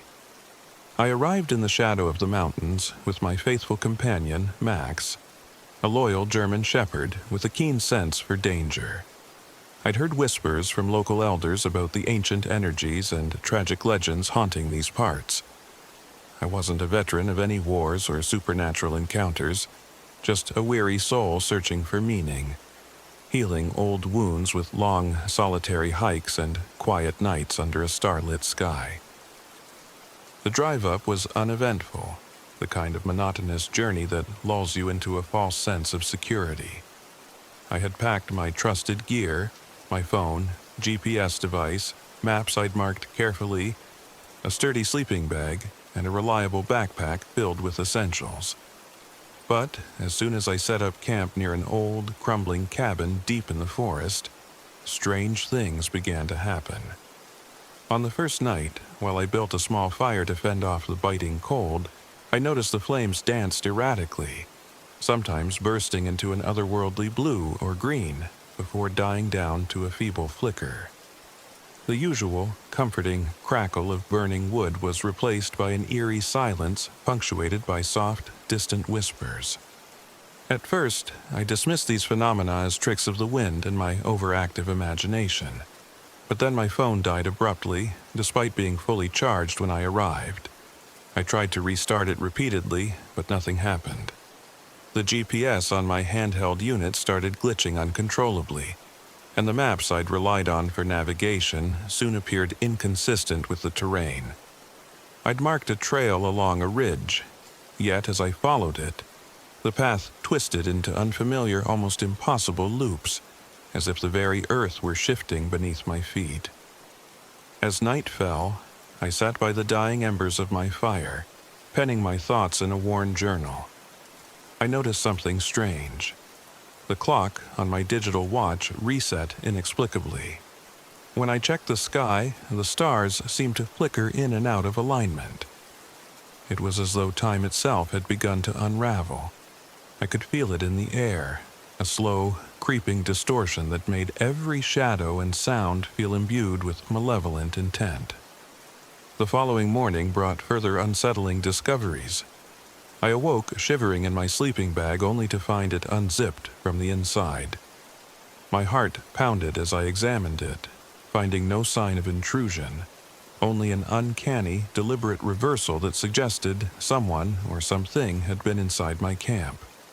I checked my backpack next, and my supplies had rotted overnight. Food that was fresh on the previous day now lay in a putrid, inedible state. Every item, every comfort I'd brought with me seemed to have been sabotaged by an unseen hand. In the midst of this mounting paranoia, I began hearing soft, sorrowful voices echoing through the trees. At first, they sounded like the wind, but soon I discerned words, a woman's name, Eleanor. Intrigued and terrified, I ventured toward the sound one chilly dusk. There, in a clearing lit by the dim glow of a crescent moon, I saw her. A pale, spectral figure in a tattered dress, her eyes filled with both pleading sorrow and unearthly menace. I realized that Eleanor was not merely a ghost, but a tragic soul bound to this place by a curse so profound it tainted the very air around us. My encounters with Eleanor grew more frequent. She would appear at the fringes of my camp, drifting silently among the trees, her presence marked by a cold that penetrated to my bones. Once, as I huddled near the fire, she stepped into the light, reaching out with delicate, icy fingers that left deep, mutilating marks on my skin. The pain was unlike anything I'd experienced, sharp, burning, and laced with a deep sense of grief and malice. I felt as though she was trying to imprint her sorrow onto me, a dark inheritance of her tragic past. The terror of these encounters was compounded by a series of bizarre technical failures. My phone and GPS, the modern lifelines I'd taken for granted, refused to function. At times, I'd follow a trail only to find the path looping back on itself, as if the forest were a maze designed to trap and disorient me. The fire, which I hoped would provide comfort and warmth, became a symbol of my unraveling reality. It changed colors unpredictably, a flash of blue here, a burst of green there, each transformation sending a chill of dread down my spine. One foggy morning, while gathering firewood in a small copse near the cabin, I encountered someone I never expected to see again. Lucas. Lucas had been a dear friend years ago, someone I trusted implicitly. He had vanished without explanation after a brief period of friendship, leaving behind a void filled with unanswered questions. So, when he emerged from behind a stand of pine trees, drenched in dew and with an unsettling stillness in his eyes, I was shocked. But it wasn't his presence alone that disturbed me. It was his altered demeanor. Lucas's once warm, jovial nature had been replaced by a cold detachment. He smiled at me with a smile that lingered too long, his eyes devoid of their former light, and he blinked so rarely that I felt as though he were staring through me. When he greeted me, his voice was hollow, and he referred to events in a disjointed manner, as if memories were slipping away. Despite my growing misgivings, I welcomed him, hoping that his unexpected arrival might provide an explanation for the inexplicable events unfolding around me. Over the next few days, Lucas began to lead me deeper into the wilderness. He urged me to follow him to a part of the forest I had never dared to explore, a dense, forgotten grove where the trees grew so close together that sunlight barely penetrated the canopy. I hesitated, sensing danger, but the lure of answers, and perhaps the hope that Lucas had some understanding of what was happening, pushed me forward. As we ventured into this hidden section of the forest, time itself seemed to distort further. The once familiar patterns of day and night were replaced by a perpetual twilight, a limbo where the natural order no longer applied. I began to notice that the forest whispered secrets, a constant susurrus of voices, some pleading, others enraged. Max, usually so vibrant and alert, became increasingly agitated, his growls punctuating the eerie silence. Then came the day of betrayal. While gathering more firewood near a small creek, I stepped away from camp for just a few moments. When I returned, Max was gone. Panic gripped me as I searched frantically for him, calling his name until my voice cracked. Hours passed in agonizing uncertainty, and the oppressive silence of the forest pressed in on me. Finally, as dusk settled in a bruised sky, I found Max at the edge of the woods. He stood there silently, his eyes vacant and unblinking, his tail moving with a jerky, unnatural rhythm. The loyal dog I'd known for years was no longer the comforting presence he once was. He was altered, as if something had taken residence in his soul.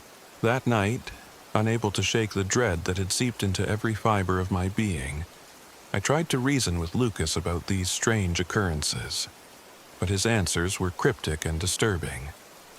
He mentioned something about a curse, about being touched by darkness, and even hinted that he had seen things no human was meant to see.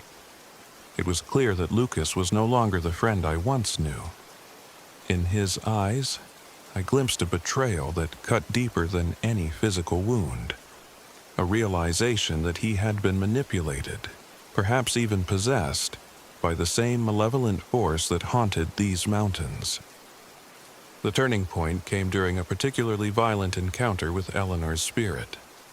I had taken refuge in a small clearing, desperate to escape the night's torment when I was ambushed by the spectral figure.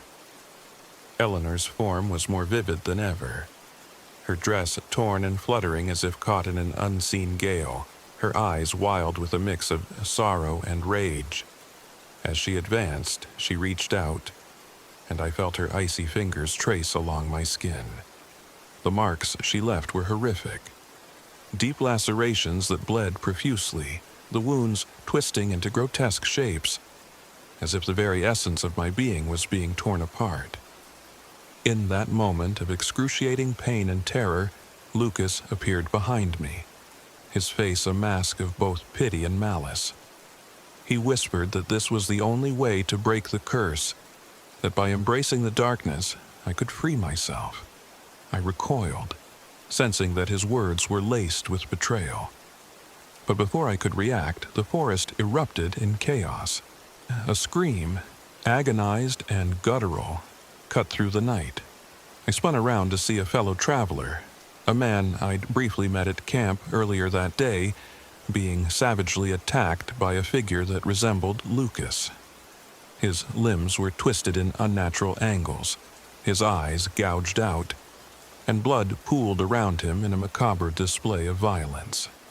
The sight was beyond horrific, every detail seared into my memory as a living nightmare. The possessed Lucas, or whatever dark force had taken over him, advanced on me. In that moment, the surreal became all too real. The forest, with its shifting shadows and distorted sounds, seemed to close in as I fought for my life. Max, if he was still my loyal companion, barked weakly in the distance, a feeble sound lost in the cacophony of terror. I realized that I had no choice but to confront the malevolent force head-on. Desperation fueled me as I lunged at Lucas, grappling with him amid the swirling leaves and distorted light. Our struggle was brutal. His touch was ice-cold and his strength inhuman. In a maddening frenzy of violence, I managed to push him away, the force of our collision sending him crashing into a tree. The impact left him crumpled on the forest floor, his eyes rolling back into his head as if the demon that had possessed him had momentarily been expelled. But even as I caught my breath, I knew this was only a temporary reprieve. In the chaotic aftermath, the forest itself seemed to rebel. The whispering voices intensified, merging into a single haunting refrain that spoke of betrayal, loss, and an eternity of torment. Time itself became unhinged. The night stretched on interminably, each minute blurring into the next as the boundaries between past, present, and future dissolved. I could no longer trust the ticking of a clock or the cycle of day and night. It was as if I were trapped in a loop, doomed to relive moments of terror and regret endlessly. In the days that followed, I attempted to salvage what little hope remained. I patched up my wounds as best as I could, each new cut a gruesome reminder of Eleanor's wrath. I scavenged for food and water from the remnants of my ruined supplies, and I tried to navigate back to any semblance of normality. But the forest had changed me. Every rustle in the underbrush, every snap of a twig, carried the weight of unseen eyes and unseen malice. I began to document everything in my journal, desperate to record the unraveling of my reality. I wrote about the strange behavior of my equipment, the inexplicable rotting of supplies, and the disturbing transformation of Max. I scribbled frantically about Lucas's betrayal, the blood-soaked remains of the traveler, and the ghostly figure of Eleanor, whose sorrow and rage were now inextricably linked with my own fate. Yet, in the midst of all this horror, I clung to the hope that I might still break free. I resolved to confront Eleanor once more, to force a final confrontation with the malevolent spirit that had so thoroughly invaded my life. Armed with nothing more than my determination and a makeshift blade, I set out into the heart of the forest, following the haunting whispers that beckoned me deeper into darkness. As I trudged through the forest, time seemed to warp around me. I experienced moments of disorientation where hours passed in what felt like minutes, and I began to doubt my own memories. The trees themselves appeared to shift and rearrange, as though the forest was deliberately confounding my sense of direction. My only constant was the unnerving presence of Eleanor, whose spectral form flickered at the edges of my vision.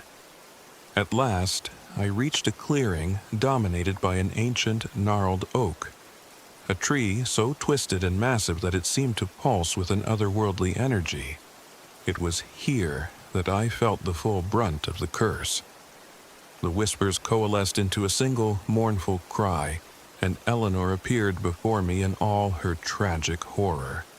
Her eyes, now filled with the weight of countless years of suffering, met mine with an intensity that threatened to shatter my resolve. "Ryan," she murmured, her voice a blend of despair and malevolence.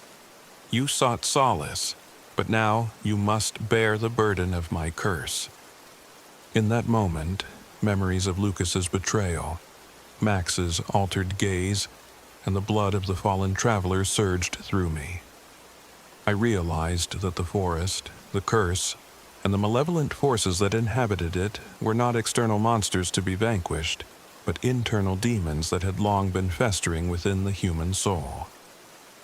Every horrific detail, the mutilated wounds on my skin, the relentless distortion of time, the loss of trust in those I once held dear, was a manifestation of the darkness that lay dormant in all of us. Driven by a desperate need to reclaim my life, I lunged at Eleanor. The confrontation was a maelstrom of supernatural fury and raw human terror.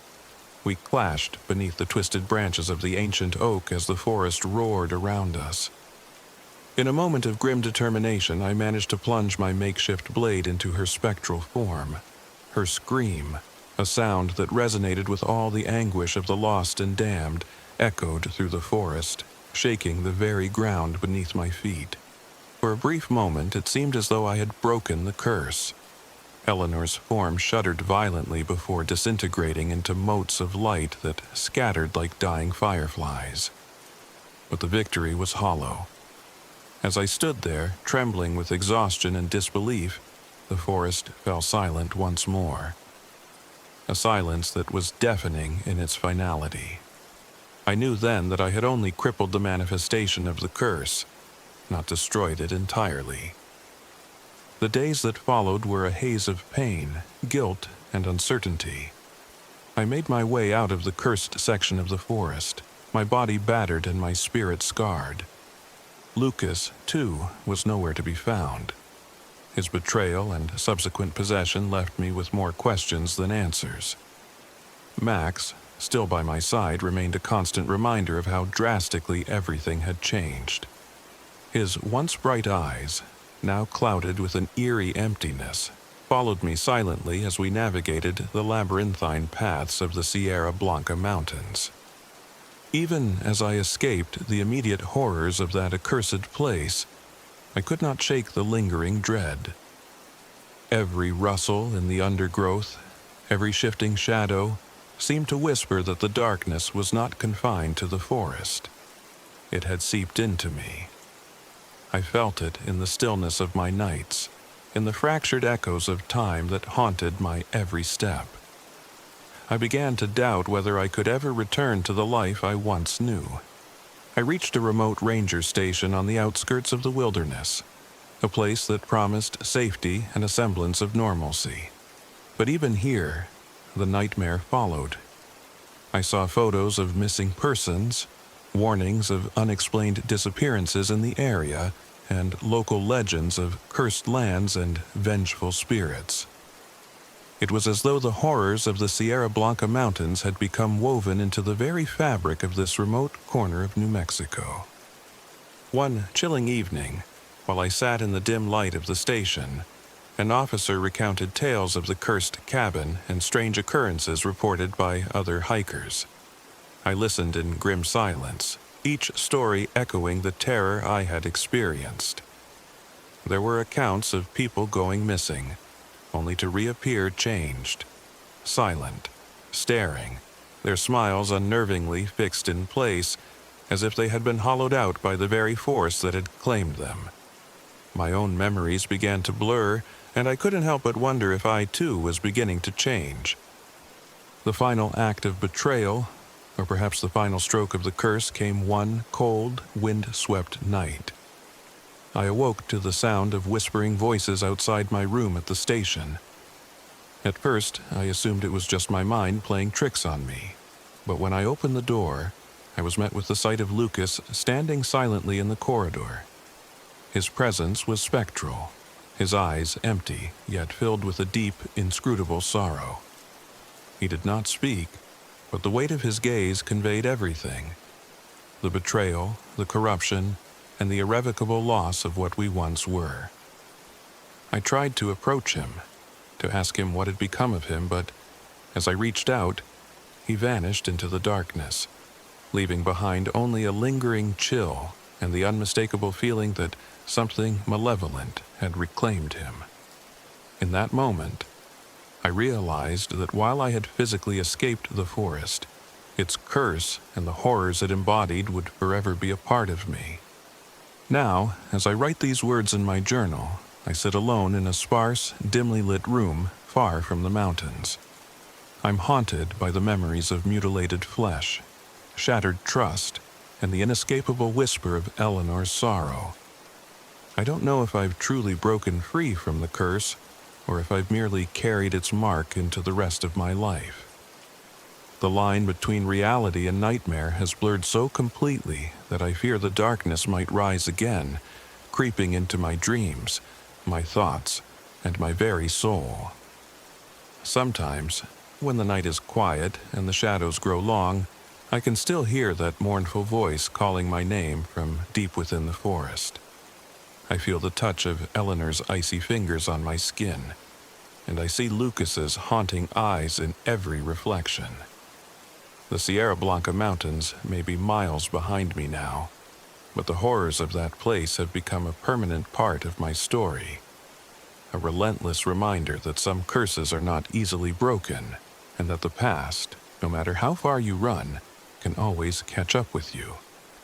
I write these words not in search of closure, but as a confession of my own descent into a living nightmare, a tale of betrayal, shattered trust, and the dark, unyielding power of forces beyond our control.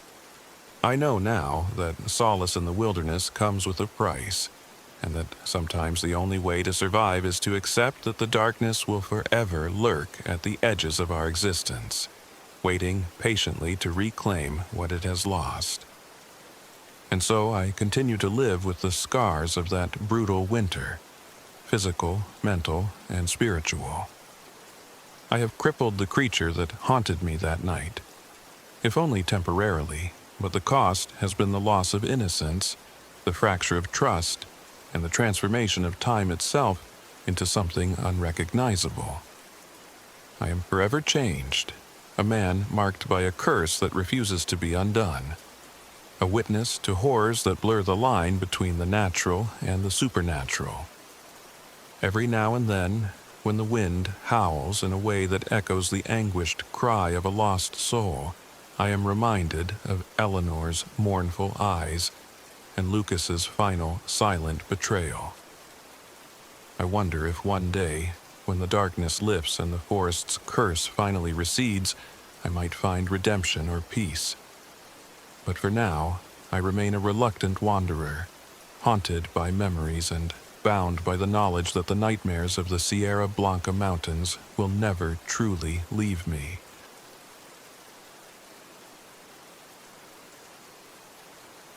My name is Samantha Keller. I'm 34 years old. This happened in October 2024. I had grown tired of the unyielding pressure of urban life and decided to trade it all for the freedom of the open road. An RV, a well-worn old model that I'd restored myself, was my ticket to independence, a mobile sanctuary where I could finally begin to mend the fragments of my past. I parked at a remote RV park deep in the New Mexico desert, right near the outskirts of White Sands National Park, a place where the landscape itself seemed to hum with secrets. From the moment I arrived, something felt off. I'd chosen this RV park for its isolation, believing that in the vast, empty desert, I'd finally have the peace I'd craved. But almost immediately, subtle oddities began to creep in. My RV, normally a bastion of reliability, started exhibiting strange technical glitches. The digital clock on the dashboard would randomly reset to midnight, even in broad daylight, and the engine, which had purred smoothly on every trip before, began sputtering unexpectedly as if it were caught in an endless stutter. The radio, my usual companion on lonely desert nights, crackled with eerie static and bursts of cryptic messages, snatches of voices I couldn't quite make out. At first, I tried to shrug these off as mere coincidences, or the result of a minor malfunction in the harsh desert environment. I told myself that the relentless heat and dust might be taking their toll on my equipment. But as the days passed, the anomalies grew in both frequency and intensity. Inside the RV, everyday items started to shift in inexplicable ways. I would leave a box of supplies on one side of the kitchenette, only to find it mysteriously moved to a different spot the next morning. My food supplies began to spoil overnight, even though everything had been perfectly fresh when I arrived. At times, I'd open a cabinet expecting to find canned goods neatly arranged, only to see that the interior layout had subtly altered, as if the RV itself were rearranging its innards on its own. I couldn't shake the feeling that some unseen hand was at work, subtly twisting my reality. The desert environment outside mirrored the disarray inside. Familiar landmarks, the jagged outline of distant mesas, oddly shaped rock formations, and the endless, shifting dunes seemed to warp and change with each passing day. I found myself driving down roads that should have been straightforward, only to discover they were labyrinthine, curving unexpectedly and leading me in circles. Time itself began to feel fragmented, as if the hours and minutes were dissolving into a surreal haze. At dusk, the horizon would shimmer with strange mirages and odd lights that danced at the edge of my vision, making me question whether the desert was playing tricks on my mind. I tried to make sense of these unsettling events, seeking answers in the few sparse interactions with other RVers. One person in particular stood out. Mike, a friendly yet cautious neighbor who had parked his rig a few spots down from me. He was a talkative sort, with a rugged demeanor and eyes that flickered with an unspoken worry. Over the course of several evenings, he offered me vague warnings. "There's something off about this place," he said in a low, measured tone. "You ever hear about the curse of the desert? About how things aren't always what they seem?" I could tell there was more he wasn't saying, something personal and painful behind his words, but he quickly changed the subject whenever I pressed him further. One sweltering afternoon, as I was taking inventory of my dwindling supplies, I caught a glimpse of a solitary figure on the dusty highway bordering the RV park. It was a hitchhiker, a shadowy silhouette standing beneath the glare of the midday sun. Something about the figure compelled me to pull over, despite my instinct to keep my distance. I rolled down the window and called out a greeting, but before I could even roll down the door, the hitchhiker vanished into the shimmering heat of the desert, leaving me with nothing but an unsettling sense of dread and the impression that I'd just brushed against something otherworldly. That evening, after a long day of uneasy solitude and distorted time, I settled into the RV with the persistent hum of mechanical failure as my only companion. I lit a small lantern and sat down to pen my thoughts in a leather-bound journal, a habit I'd cultivated in moments of introspection. As I wrote, I couldn't ignore the disquieting feeling that I was being watched, as though the desert itself were keeping a close, malevolent eye on me. The wind carried murmurs that I couldn't decipher, a low and disembodied chorus that seeped into my consciousness, leaving me both anxious and unable to sleep. The turning point came on a night when the full moon bathed the desert in an eerie glow. I had heard whispers about midnight gatherings at the RV park, strange, clandestine meetings that most residents avoided discussing openly. Unable to resist the lure of uncovering the truth, I quietly left my RV after dinner and walked toward the heart of the park. I followed a narrow, unlit path until I reached a secluded clearing where a small group of people had assembled in a tight circle. At the center stood a man whose presence was at once magnetic and unsettling. Eli, a self-proclaimed spiritual guide with an air of quiet authority and disturbing calm. Eli's voice was soft and mesmerizing as he began to speak in hushed tones about unlocking the ancient secrets of the desert, about the hidden energies that pulsed beneath the shifting sands. The group listened, rapt and eerily compliant, as if entranced. Their eyes shone with an intensity that made me shudder. I felt the pull of both curiosity and foreboding. I wanted to step back, to flee from this occult gathering, but something compelled me to stay and listen. As the ritual progressed, the participants began to chant, their voices rising and falling in an almost hypnotic cadence. The air grew thick with tension, and for a moment, the boundaries between the physical world and some deeper, darker reality seemed to blur. The ritual, however, was not as benign as it first appeared. I watched in horror as one of the campers, a dissenting member whose eyes were filled with fear, suddenly clashed with another, a brutal scuffle erupting in the circle. The violence was raw and terrifying. Shouts and the sound of shattering objects echoed in the desert night. In that instant, the veneer of mysticism peeled away to reveal a disturbing undercurrent of real, dangerous intent. I realized that Eli's group was more than a loose collection of spiritual seekers. They were an organized cult, intent on harnessing the energies of this cursed place for their own nefarious ends.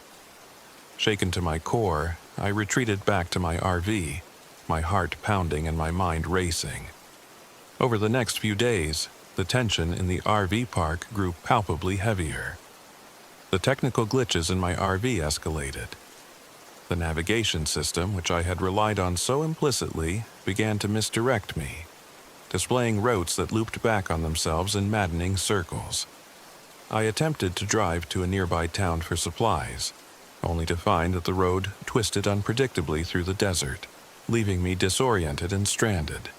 It was as if the desert itself had become a labyrinth, designed to trap me in its malevolent embrace. I also began to notice a disturbing change in my neighbor Mike.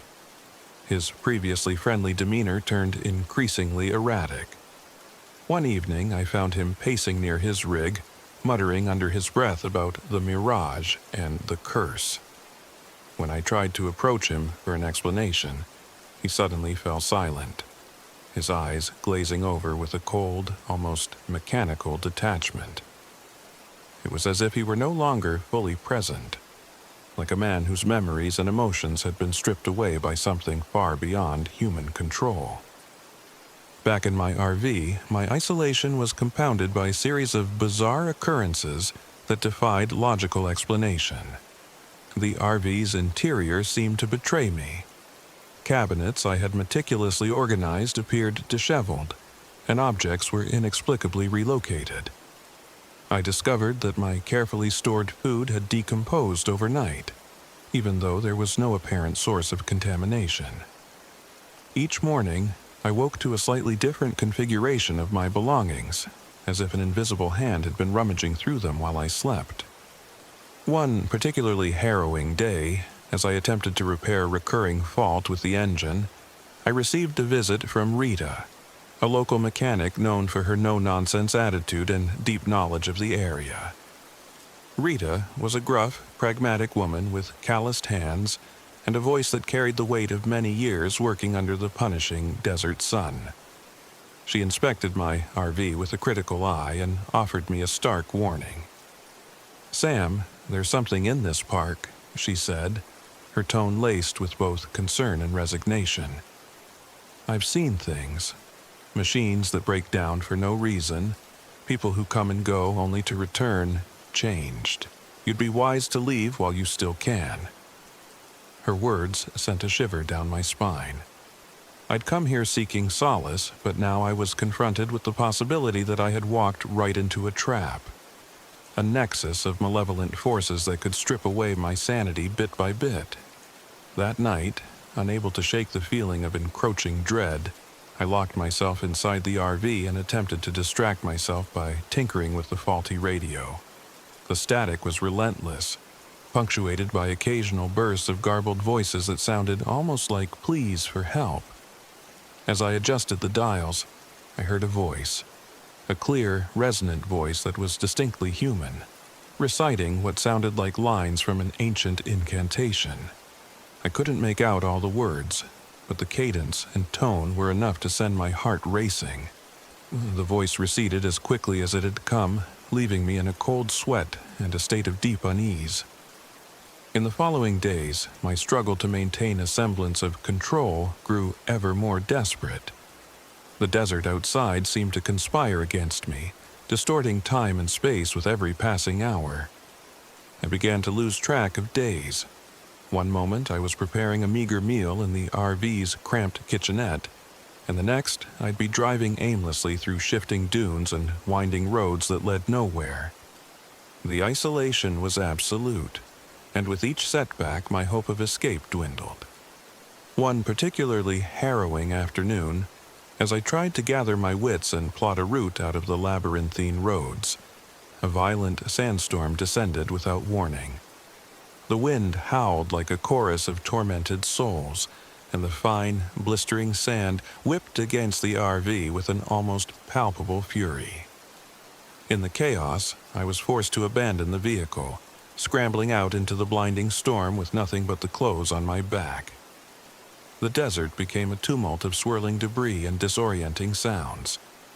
For what felt like an eternity, I fought against the storm, each step a battle against nature's wrath, and the creeping dread that something unseen pursued me through the whiteout. In that moment, I realized that the cult, the technological malfunctions, and the shifting desert were all pieces of a larger, insidious puzzle. The cult, led by Eli, had not only infiltrated the RV park, but had harnessed the very forces of the desert, warping reality to suit their dark designs. And I, a solitary wanderer seeking renewal, had unwittingly become entangled in their web. When the storm finally subsided, I found myself near an abandoned gas station on the outskirts of the park, a relic from a bygone era, its windows dark and its sign battered by time and neglect. I took refuge there, stumbling inside and collapsing into a battered chair. The building's silence was oppressive, punctuated only by the distant, mournful cry of the wind outside. In that moment, I realized that escape wasn't as simple as fleeing the RV park. The curse of this place seemed to follow you, etching its dark influence into your very soul. I spent the next several days in that abandoned station, tending to my wounds and trying to piece together a plan. My mind was in a fog of exhaustion and terror. I wrote in my journal obsessively, recording every unsettling detail. The digital clock's inexplicable resets, the engine's disconcerting sputters, the haunting static on the radio, and the disturbing behavior of the other campers, especially Mike. I replayed the events of that midnight ritual led by Eli, the violent skirmish among the cult members, and the unsettling changes in my environment as if the desert were rewriting reality. In the quiet of the gas station, I attempted to regain control over my fractured thoughts. I knew I had to confront the darkness that had invaded my life, even if it meant facing the cult head-on. With a newfound resolve, I decided to return to the RV park to find answers and, if possible, put an end to the madness. I left the gas station at dawn, the rising sun a weak but determined promise against the pervasive gloom. Back at the park, I discovered that the scene had grown even more surreal. The RVs were scattered in disarray, their exteriors marred by fresh scratches and dents as if something, or someone, had been tearing through them. The air was heavy with tension, and I could see that many of the other campers were on edge, their faces etched with fear and resignation. Mike was nowhere to be found. I asked a few of the more timid campers about him, but they only exchanged nervous glances and whispered that he'd disappeared for a while. Determined to find some semblance of truth, I sought out Eli. I had observed him closely during the midnight gathering, noting the calm certainty in his eyes and the way his presence seemed to command both reverence and fear. I found him near one of the larger RVs, seated on a step and staring blankly at the horizon as if lost in thought. Approaching him cautiously, I tried to engage him in conversation. "Eli," I began, my voice trembling slightly despite my best efforts to sound composed. What is happening here? Why are these things, these changes, taking place? And where is Mike? I haven't seen him in days. Eli's gaze turned slowly toward me, and for a long moment I felt as though he were looking deep into my soul. There are forces at work in this desert, Samantha, he said softly, his voice carrying the weight of ancient secrets. Forces that even the modern world can neither understand nor control. Mike, he has seen beyond what most dare to see. He has been touched by the curse, and sometimes that touch changes a person in ways they can't unsee. I pressed further, desperate for answers. Touched by the curse? What do you mean? Eli's eyes darkened, and he leaned forward, his tone both compassionate and chilling. The desert is alive with memories and energies, remnants of a time when the boundaries between the natural and the supernatural were fluid. Our gathering, our rituals, our attempts to harness those energies, to unlock secrets that have been buried for centuries. But with such power comes a price. Some lose themselves entirely. Others, like Mike, become altered. His words left me reeling. I had come here to escape the pressures of my past, not to become another lost soul ensnared by forces beyond my control. With a deep breath, I resolved that I would not let the darkness claim me. I thanked Eli for his words and turned to leave, determined to gather any remaining resources that might help me escape this cursed place for good.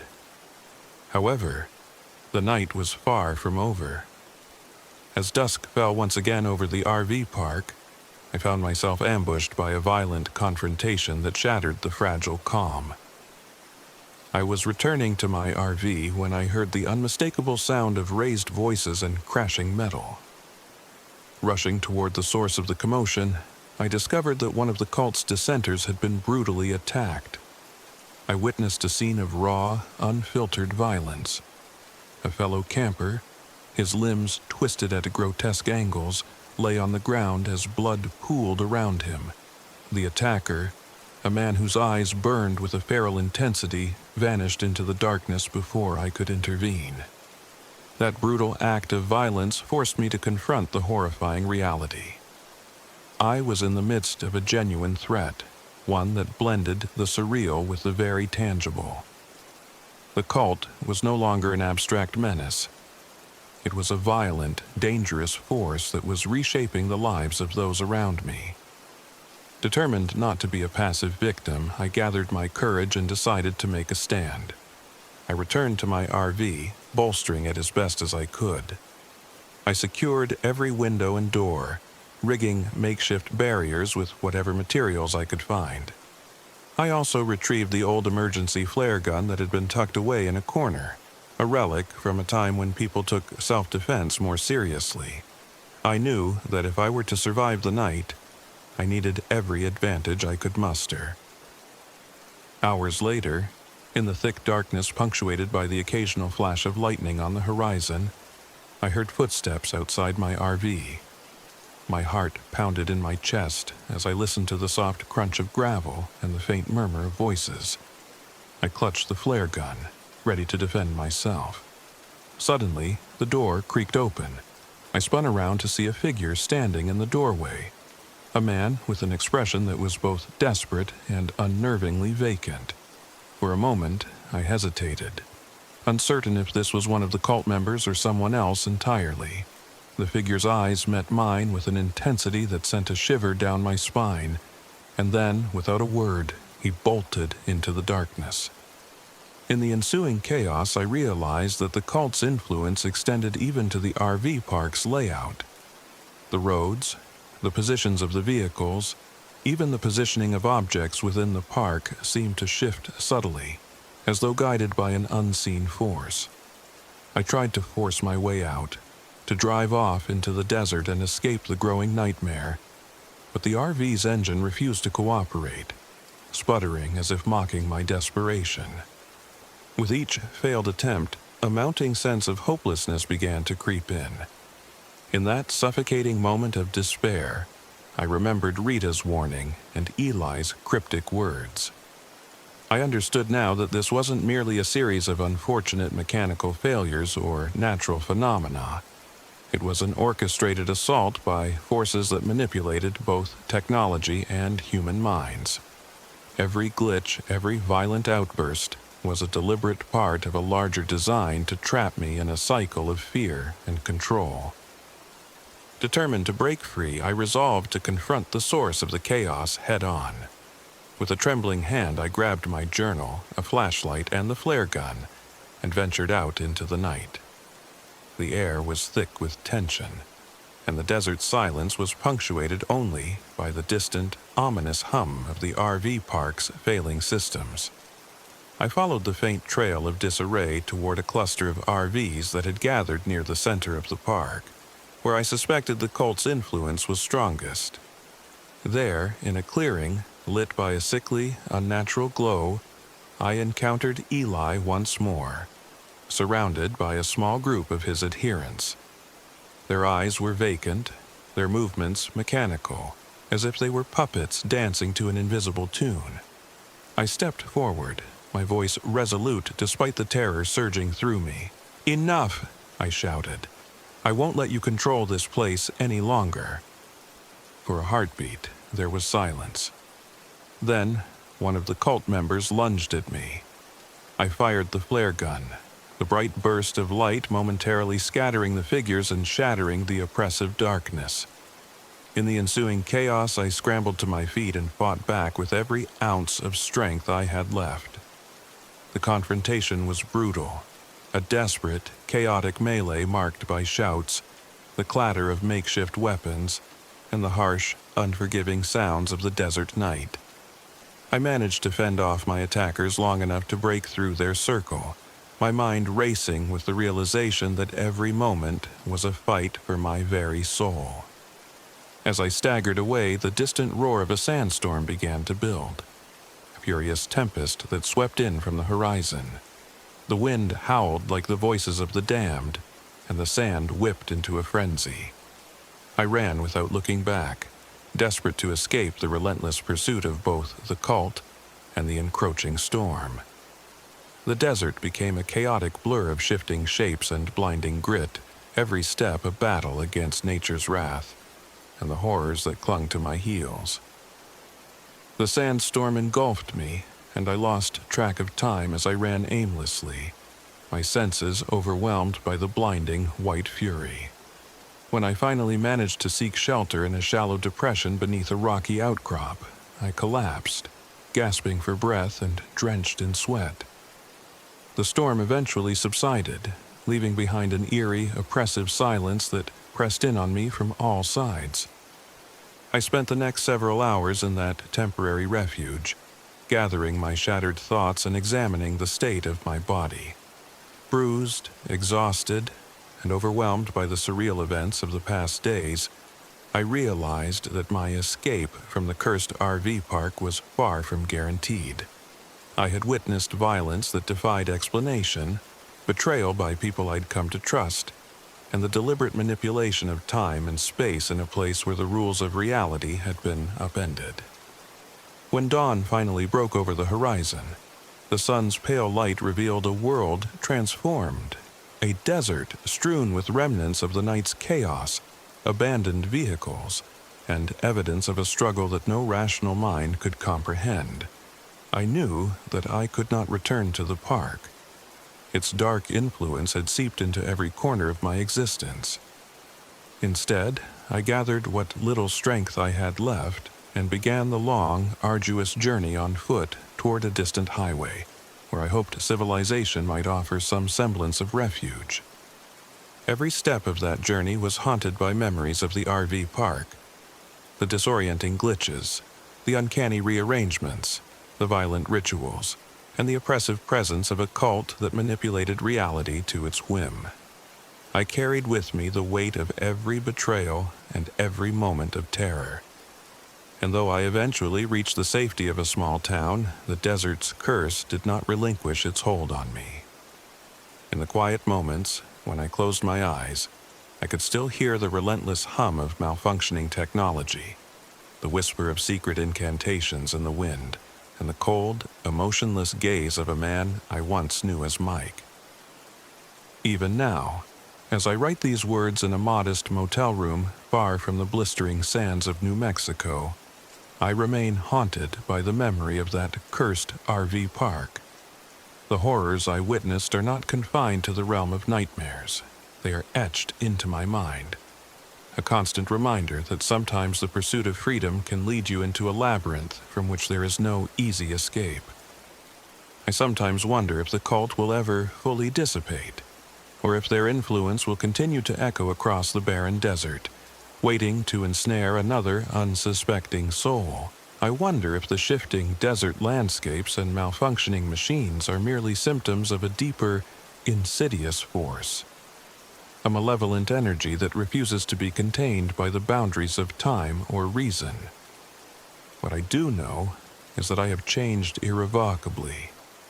The solitude I once sought has been replaced by a lingering paranoia, and every rustle of wind or flicker of a shadow sends my heart racing with memories of that fateful night. I continue to seek answers, though I fear that the deeper I probe, the more I might unravel the fragile threads of my sanity.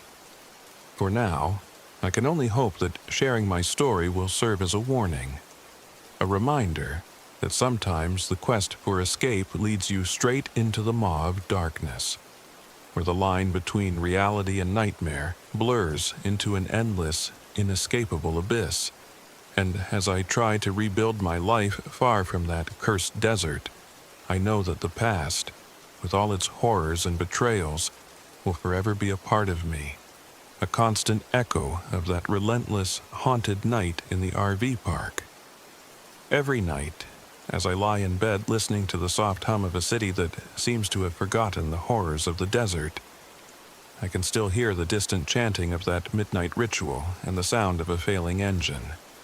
I wonder if, one day, I might once again feel the pull of that darkness. Until then, I remain ever vigilant, forever marked by the curse that lurks in the shifting sands of New Mexico, a dark secret that continues to whisper my name in the silent hours of the night.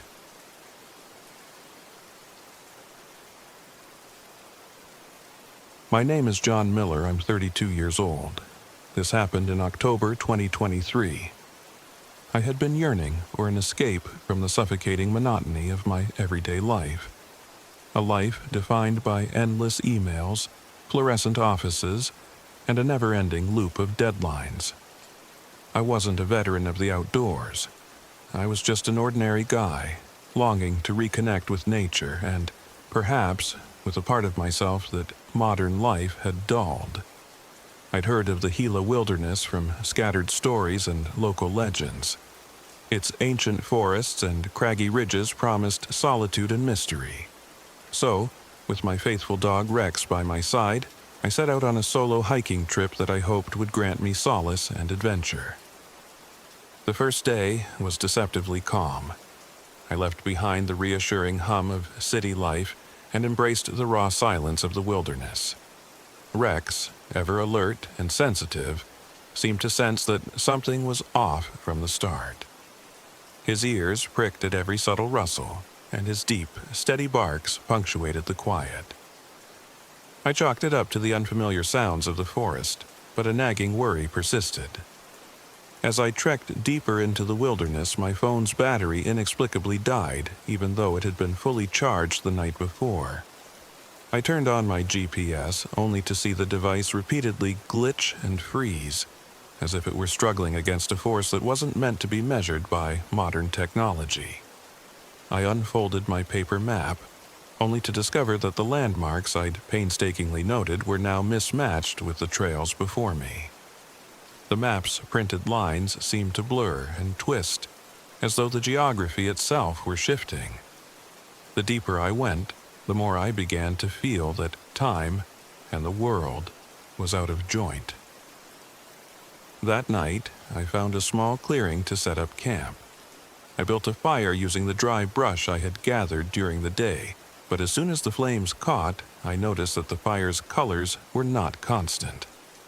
At first, the flames danced a familiar orange, then abruptly shifted to an eerie blue, only to revert again to the expected hue. It was as if the fire was struggling to maintain a stable existence in a reality that was fraying at the edges.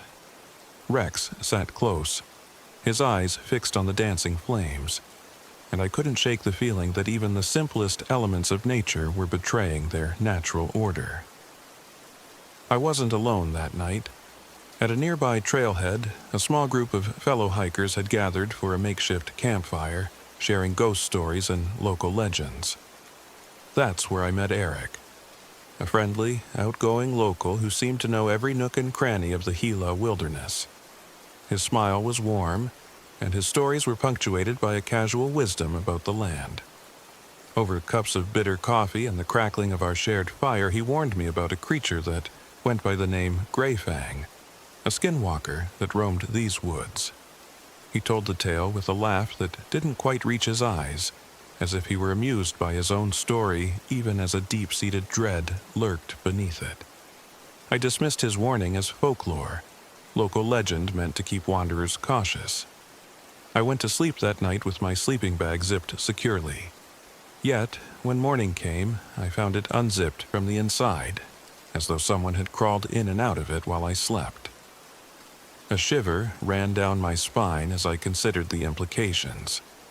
Had I been sleepwalking? Or was something else entirely at play? The following day, things only grew stranger. My supplies, which had been meticulously packed and sealed, began to rot inexplicably overnight. Bread became a dark, sticky mass, and fruit turned into a foul-smelling mush that no wild animal would dare approach. I started to suspect that an unseen force was contaminating not just the food, but perhaps even time itself. Every minute felt stretched, and the hours bled into one another with an unsettling regularity. Rex grew more agitated with each passing hour. He would bark at empty clearings and stare intently into the distance, as if he could see something I couldn't. The forest was silent, apart from his anxious howling, and the very air felt charged with an electric tension. As I followed the trail back to camp, I discovered that my backpack was missing. Panicked, I retraced my steps, only to find it returned later on, but with its contents haphazardly rearranged and several items decayed as if they had been left out for days. It was a puzzle that defied logical explanation, and I was beginning to wonder if I was caught in a loop of time or a place where the normal rules of cause and effect no longer applied. Then came the incident with Eric. One cool afternoon, we agreed to break camp together and gather firewood from a small copse nearby. His cheerful banter was a welcome distraction from the growing dread gnawing at me.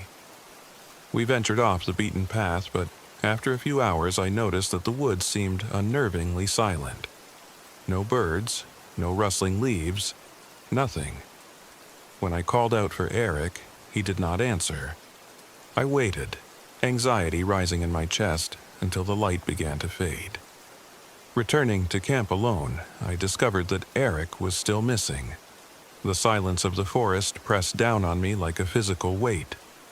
I set up a makeshift camp by myself that night, trying to shake off the uneasy feeling that something was terribly wrong.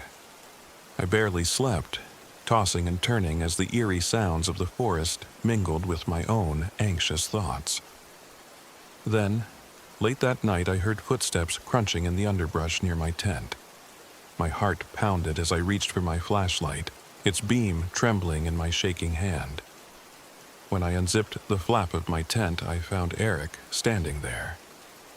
At first glance, he seemed unchanged, but his eyes, once full of life and warmth, were now empty, unblinking, and disturbingly fixed on some distant point. His smile, stretched too long and too wide, gave nothing away. I tried to speak, but he simply stared at me, his presence sending shivers down my spine. I managed a stuttering, "Eric, what happened?" But he didn't respond, his gaze never wavering. The next morning, Eric's silence was as heavy as the mist that shrouded our camp. He walked with a stiff, unnatural gait, and when we finally spoke, his voice was hollow, as if he were reading lines from a script he no longer truly understood. He couldn't recall the conversation we'd had before he left to gather firewood, as if that part of his memory had been erased or overwritten by something dark and malevolent. The betrayal stung deeply. I had trusted him, and now I suspected that whatever force had tampered with him was capable of betraying even the strongest bonds. As the day wore on, the bizarre phenomena intensified. I discovered mutilated remains scattered along the trail, a gruesome scene that shattered any remaining illusion of safety. There were bodies of small animals, their flesh shredded and arranged in patterns that defied nature. But worse, I stumbled upon the remains of what appeared to be a hiker. The details were grotesque. Limbs severed at unnatural angles, skin torn away in ragged strips, and deep gouges carved into the bones. The forest had become a tableau of macabre artistry, each detail more horrifying than the last. I couldn't help but feel that this was a warning, a message etched in blood and carnage that something was irreversibly wrong with the wilderness. In the days that followed, every step I took seemed laden with ominous portent. The sensation of time slipping and stretching around me grew unbearable. Hours bled into each other, and I often found myself retracing the same path over and over, as if the forest itself were determined to trap me in an endless cycle of terror. My rational mind fought to maintain a semblance of order, but the supernatural alterations in reality were too pervasive to ignore. It was as if the very fabric of time had been frayed, leaving behind a tapestry of horrors that repeated like a macabre refrain. One particularly harrowing evening, as dusk melted into a night devoid of starlight, I was forced into a violent confrontation. I had been gathering dry twigs on the outskirts of our camp when I heard the unmistakable sound of footsteps behind me. I spun around, my heart racing, only to come face to face with Eric. But this wasn't the Eric I remembered. His eyes burned with a feral intensity, and his movements were unnaturally jerky, as if controlled by an unseen puppet master. The silence between us was shattered by a guttural, almost animalistic growl. In that heart-stopping moment, the creature within him broke free. Greyfang had fully taken over. Without warning, Eric lunged at me, his hands twisting into grotesque claws. The assault was sudden and brutal. I fought back with every ounce of strength, but it was Rex who came to my aid. The loyal dog, barking furiously, leaped between us and bit down on Eric's arm. The sound of tearing flesh and the sickening crunch of bones filled the air as I grappled with the possessed figure before me. In the chaos of the struggle, my heart hammered with a cocktail of adrenaline and despair. I managed to wrench Eric's arm free, his skin stained with blood and his eyes vacant. With a desperate cry, I forced him away, knowing that the man I had once known was irretrievably lost to the malignant force that now controlled him. I stumbled back, clinging to the belief that perhaps I could still escape this nightmare. Rex whined, his protective instincts mingling with palpable fear, and I carried him close as I bolted into the darkness of the forest. For what felt like an eternity, I ran blindly through the tangled underbrush, the distorted sounds of the forest echoing around me. Every rustle of leaves, every snapping twig, sent waves of terror through my body.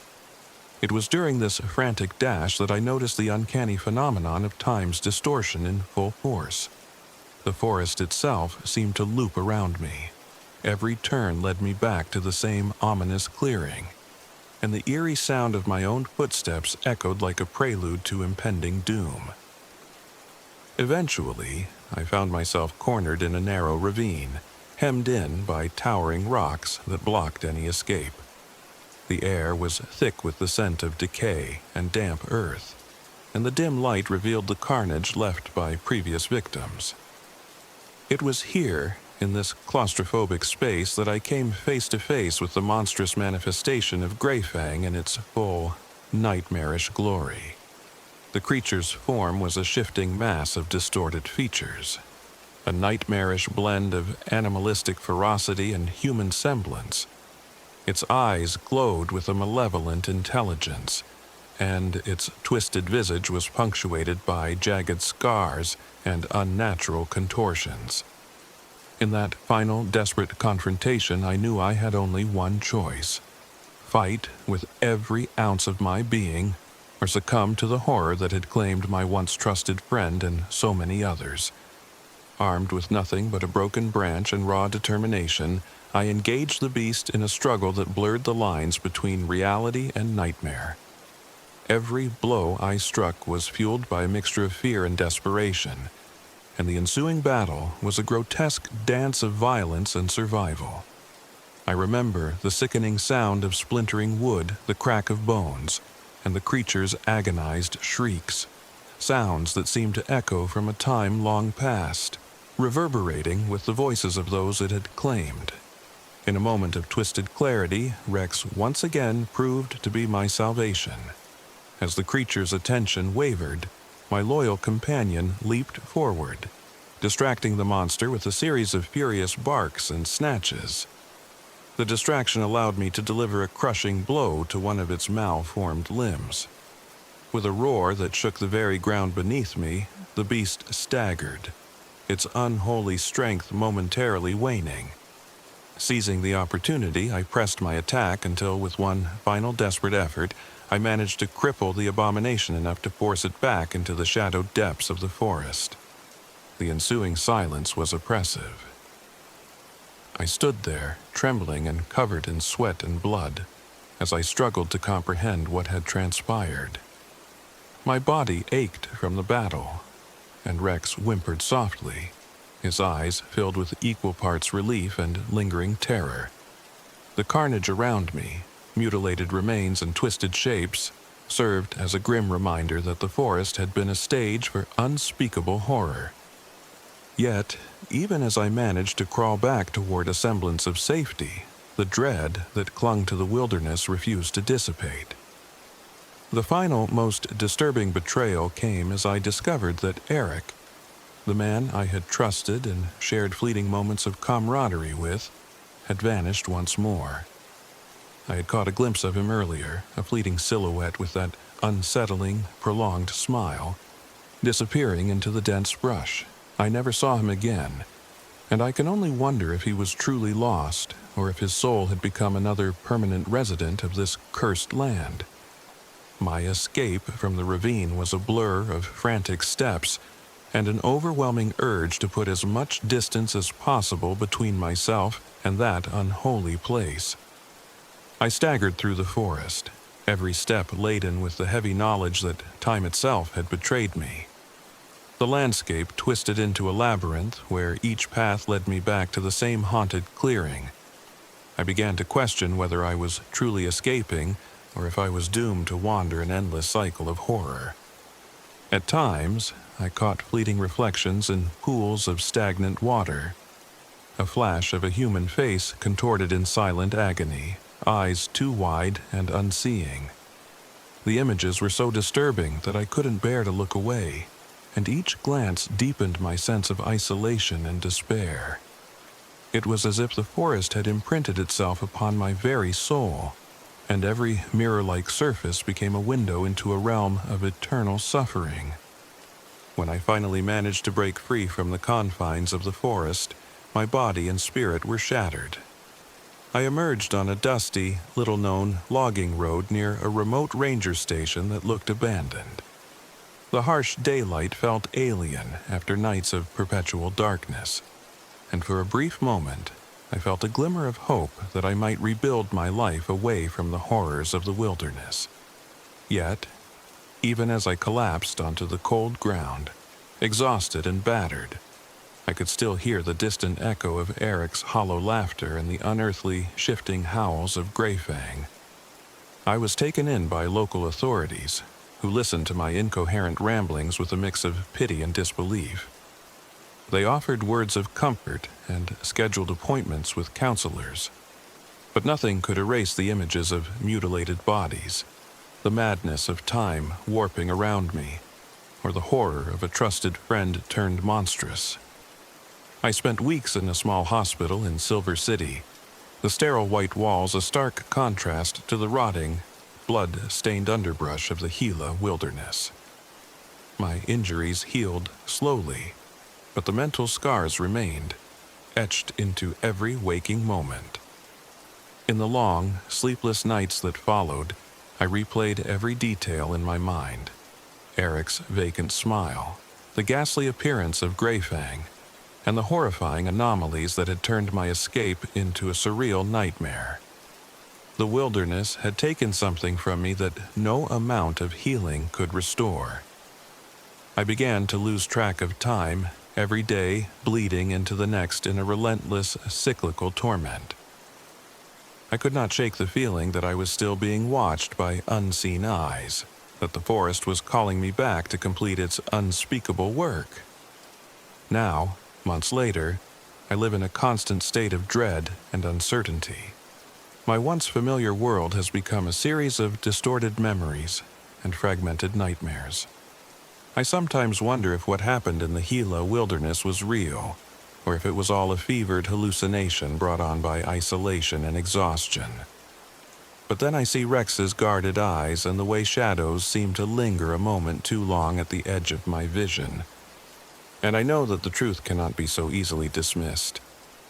There are moments when I wake in the middle of the night, convinced that I can hear the sound of footsteps retracing my every move. The time itself is twisting back on my life. I have tried to move on, to find solace in the safety of city lights and routine, but the memories are indelible. The horror I experienced, the brutal, visceral betrayal, the collapse of time and trust, and the realization that nature could be as violent and unpredictable as any human cruelty, has left a permanent scar on my soul. I now carry with me the burden of knowing that the wilderness holds secrets far darker than any folklore can capture. I know that somewhere in the vast, untamed expanse of the Gila wilderness, Greyfang still prowls, waiting for the next unsuspecting soul to wander into its domain. And I know that Eric, if he ever truly exists beyond that cursed smile, is lost to us forever. A tragic casualty of a place where time, reality, and humanity have been twisted into something unrecognizable. I tell my story not in search of sympathy or belief, but as a cautionary tale. There is a darkness out there that defies the rationale, a darkness that thrives on the fragility of human trust and the relentless passage of time. I have seen firsthand how the simple act of seeking solace in nature can lead to unspeakable horror. I have felt the betrayal of a friend, witnessed the unholy violence of a creature born of nightmares, and experienced the maddening distortion of time that leaves one questioning every moment of reality. Even now, as I write these words, I am haunted by the unyielding suspicion that the wilderness is never truly done with you. It clings to your soul, a reminder that some places are cursed by the relentless and brutal forces that govern the universe. I do not know if I will ever be free of the memories that plague me, or if my escape was nothing more than a temporary reprieve from a horror that continues to chase me in my dreams. All I know is this: when you venture into the wild, be prepared to face not just the elements, but also the inner demons that lurk in the shadow of humanity. And if you ever hear the distant sound of a dog barking or a friend's laugh echoing in the darkness, remember that sometimes the most terrifying monsters are those that once wore the face of someone you loved. I continue to live with the knowledge that I have barely escaped the grasp of that ancient, malevolent force. And each day, as I watch the sunset, I wonder if it is merely a prelude to another cycle of horrors waiting in the endless, twisted time of the Gila wilderness.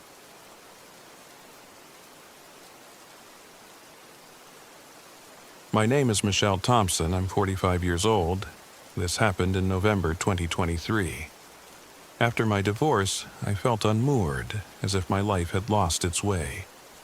I needed to rediscover myself, reclaim the parts of me that had been buried under years of heartache and disappointment. When I inherited an old RV from my late aunt, a battered, once proud vehicle she lovingly nicknamed Old Belle, I saw a chance for a fresh start. I packed my few belongings, said goodbye to a painful past, and set off for the endless, lonely highways of New Mexico, determined to find solace in solitude and open space. Old Belle was far from glamorous. Its once bright exterior was now dulled by years of neglect, and the interior reeked of stale air and disrepair.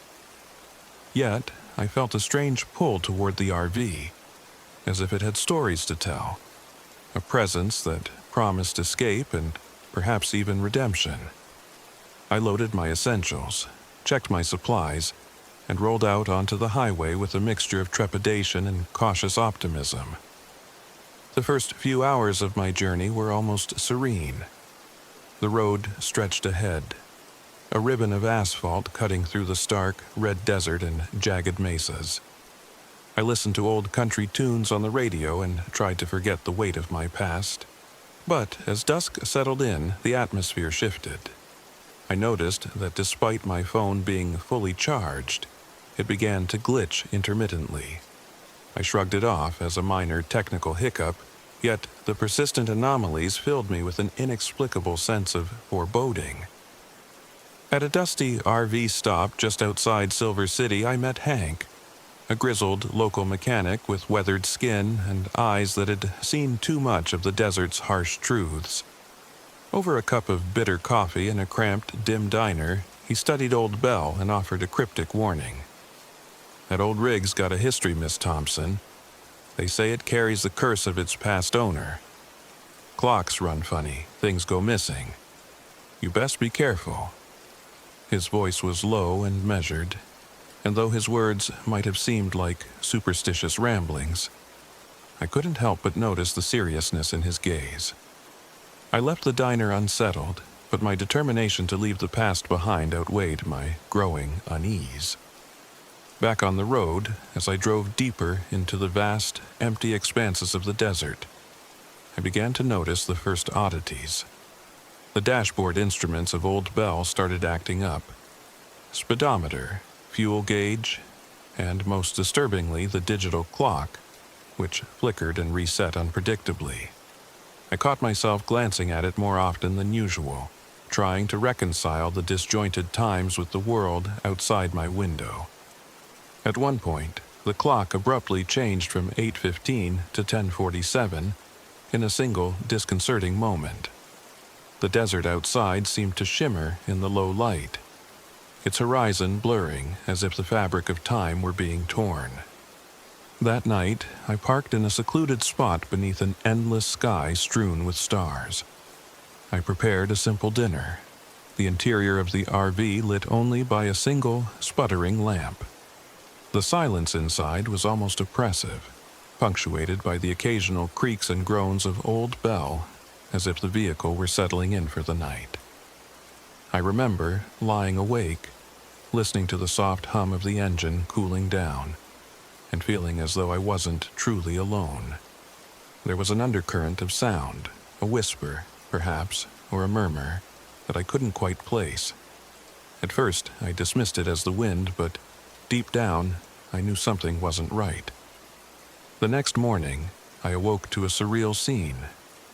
The digital clock in the kitchen blinked 2:03 a.m., even though the sun was already high in the sky. I could barely recall falling asleep. The night had become a haze of disjointed memories and half-remembered dreams. As I ventured to the small kitchenette to make coffee, I discovered that my favorite scarf, the one my mother had knitted for me, was missing from its usual spot. Instead, it lay folded neatly on the table, though I distinctly remembered stashing it in a drawer the night before. The oddities multiplied. My notebook, where I recorded thoughts and travel plans, was not where I had left it. It was as if the RV itself was reordering my life, rearranging the small tokens of my past in ways that felt deliberate and unnerving. I tried to convince myself that fatigue and the long hours on the road were playing tricks on my mind. Yet, the evidence was mounting. The food I had meticulously packed, sealed in airtight containers, was inexplicably rotting overnight. The bread had turned into a dark, sticky mass, and the fruits emitted a sour stench that clashed violently with the desert's dry heat. I began to suspect that Old Bell was no ordinary vehicle. There was something in its very structure that defied the natural order, something that corrupted even the simplest things. One particularly lonely afternoon, while I was driving along an isolated stretch of highway, I noticed a figure standing by the roadside. A hitchhiker, dressed in threadbare clothes and with eyes that held an eerie emptiness. I hesitated for a moment. The local lore and Hank's warning echoed in my mind. But the desert is vast, and the loneliness can be crushing. I pulled over, and the hitchhiker climbed into the back seat silently. His presence was unnerving. He said nothing, merely nodded in a slow, deliberate manner as if acknowledging my existence without truly engaging with it. His silence felt heavy, laden with an unspoken menace. I tried to strike up a conversation, but he offered only monosyllabic replies, his gaze fixed out the window. I couldn't shake the feeling that he was more than just a drifter. He was a harbinger of something far darker. Later that evening, after driving for hours with the hitchhiker silently sharing the cramped space of Old Bell, I pulled into a small, desolate town. The only sign of life was a faded neon sign above a modest diner. Inside, an elderly woman named Mrs. Delgado greeted me. Over a plate of greasy food, she told me stories of cursed vehicles and the shifting hours that plagued these parts of New Mexico. According to local legend, certain rigs were believed to harbor the souls of those who had met tragic ends, their restless spirits twisting time and reality around them. Mrs. Delgado's eyes were sharp, and every word she spoke seemed to vibrate with a painful truth. I listened, unsettled yet unable to tear myself away, as she recounted the history of Old Bell and other haunted machines that had roamed these lonely highways. That night, back in the RV, the disturbances escalated. The digital clock again became a focal point of my anxiety. I awoke in the dark to find the clock showing a time that defied all logic. A time that made it seem as if I had been asleep for days rather than hours. The temperature inside the RV plunged suddenly, and the windows began to rattle violently as if an unseen force was trying to break through. I could hear ghostly whispers that floated through the narrow corridors of Old Bell, their words unintelligible, but full of malice. At one point, I distinctly heard a phrase, a single haunting word repeated over and over, lost. It chilled me to the bone. I turned my attention to my phone, desperate to call for help or at least document what was happening. But every time I touched it, the screen froze and then restarted, erasing any trace of what I had tried to record. The RV's interior lights flickered in erratic patterns, casting long, jittery shadows that made the small space feel both claustrophobic and cavernous. I was alone, yet I could not shake the sensation that I was being watched, not by a person, but by the very essence of the RV itself. Then came the day when the hitchhiker, who had been uncomfortably silent, suddenly disappeared.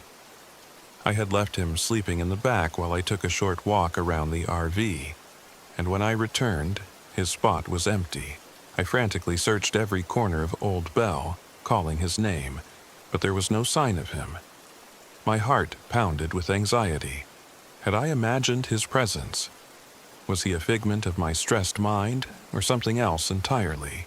The uncertainty gnawed at me, compounding my growing dread. Later that evening, as twilight bled into a dark, oppressive night, I heard the sound of footsteps outside the RV. I bolted upright, my pulse racing. With a trembling hand, I unlatched the door and peered out. In the faint light of a malfunctioning dashboard, I saw him, the hitchhiker, standing there. His presence both familiar and horrifying, but something was unmistakably wrong. His eyes were wide and unseeing, his face stretched into a smile that seemed too long, too fixed. The man who had been silent and reserved now exuded an aura of malevolence. I managed a weak greeting. "Hello, are you okay?" But he did not respond. Instead, he stepped forward slowly, his movements deliberate and unnervingly smooth. I backed away, heart pounding, unsure whether to call out or run. The following morning brought no relief. I discovered that the digital clock now displayed multiple conflicting times: 8:47, 10:12, and 2:33, flashing in rapid succession. It was as if time itself had splintered inside Old Bell. My personal belongings were in disarray. The scarf that had been missing the previous day now lay in the middle of the living area, and my notebook had reappeared on a shelf, its pages filled with entries I couldn't remember writing. Every detail in the RV seemed to mock my attempts to grasp reality. As the days passed, the temporal distortions grew worse. I found myself stuck in a maddening loop where moments repeated, overlapping and intermingling with memories that weren't mine. In one instance, I caught a glimpse of a scene from the previous night. The ghostly whispering, the sudden drop in temperature, playing out in a continuous loop on the TV screen, even though the set was broken and had long since been relegated to a corner of the RV. I began to question my own sanity, wondering if the isolation and the curse of Old Bell were driving me to the brink. Then, during one particularly harrowing evening, the RV's interior erupted into chaos. I was sitting at the small table trying to steady my fraying nerves with a cup of lukewarm coffee when I heard a sound that made my blood run cold. A low, guttural growl coming from the back of the vehicle. Before I could react, the hitchhiker, who had vanished and reappeared like a phantom, lunged at me from the darkness.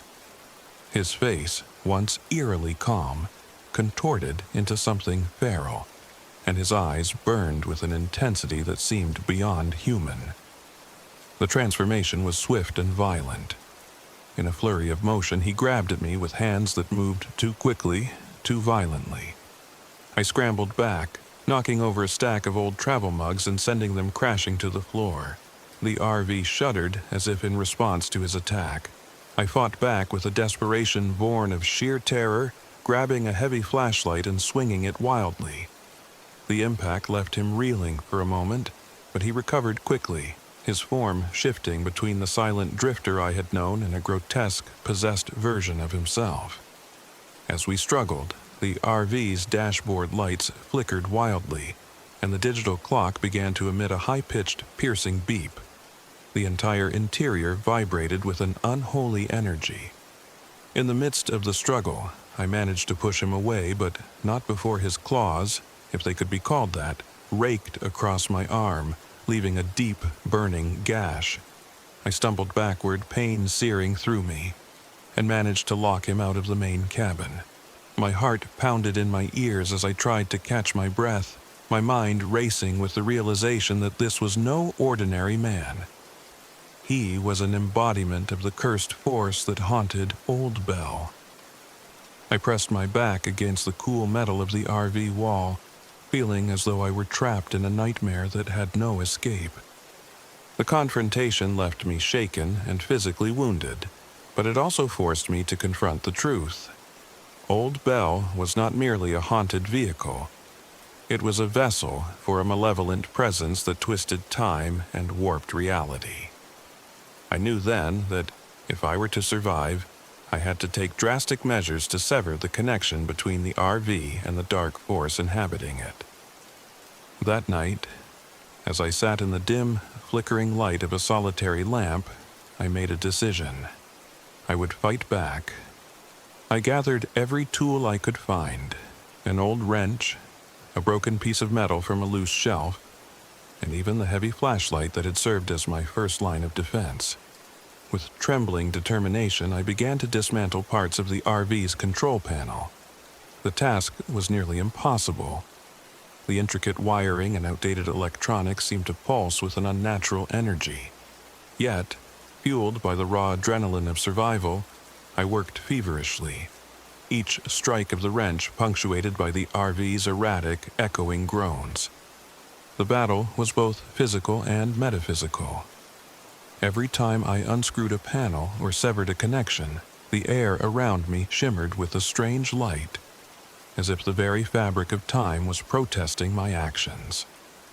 The digital clock blinked erratically, displaying times that made no sense, while ghostly whispers crescendoed into a cacophony that nearly drowned out my pounding heart. At one point, I heard the hitchhiker's distorted voice, a garbled mix of his once silent tones and the malevolence that now possessed him, murmuring, "You cannot escape the shifting hours," over and over again. The words echoed in my mind, a relentless reminder that the curse might be far beyond my control.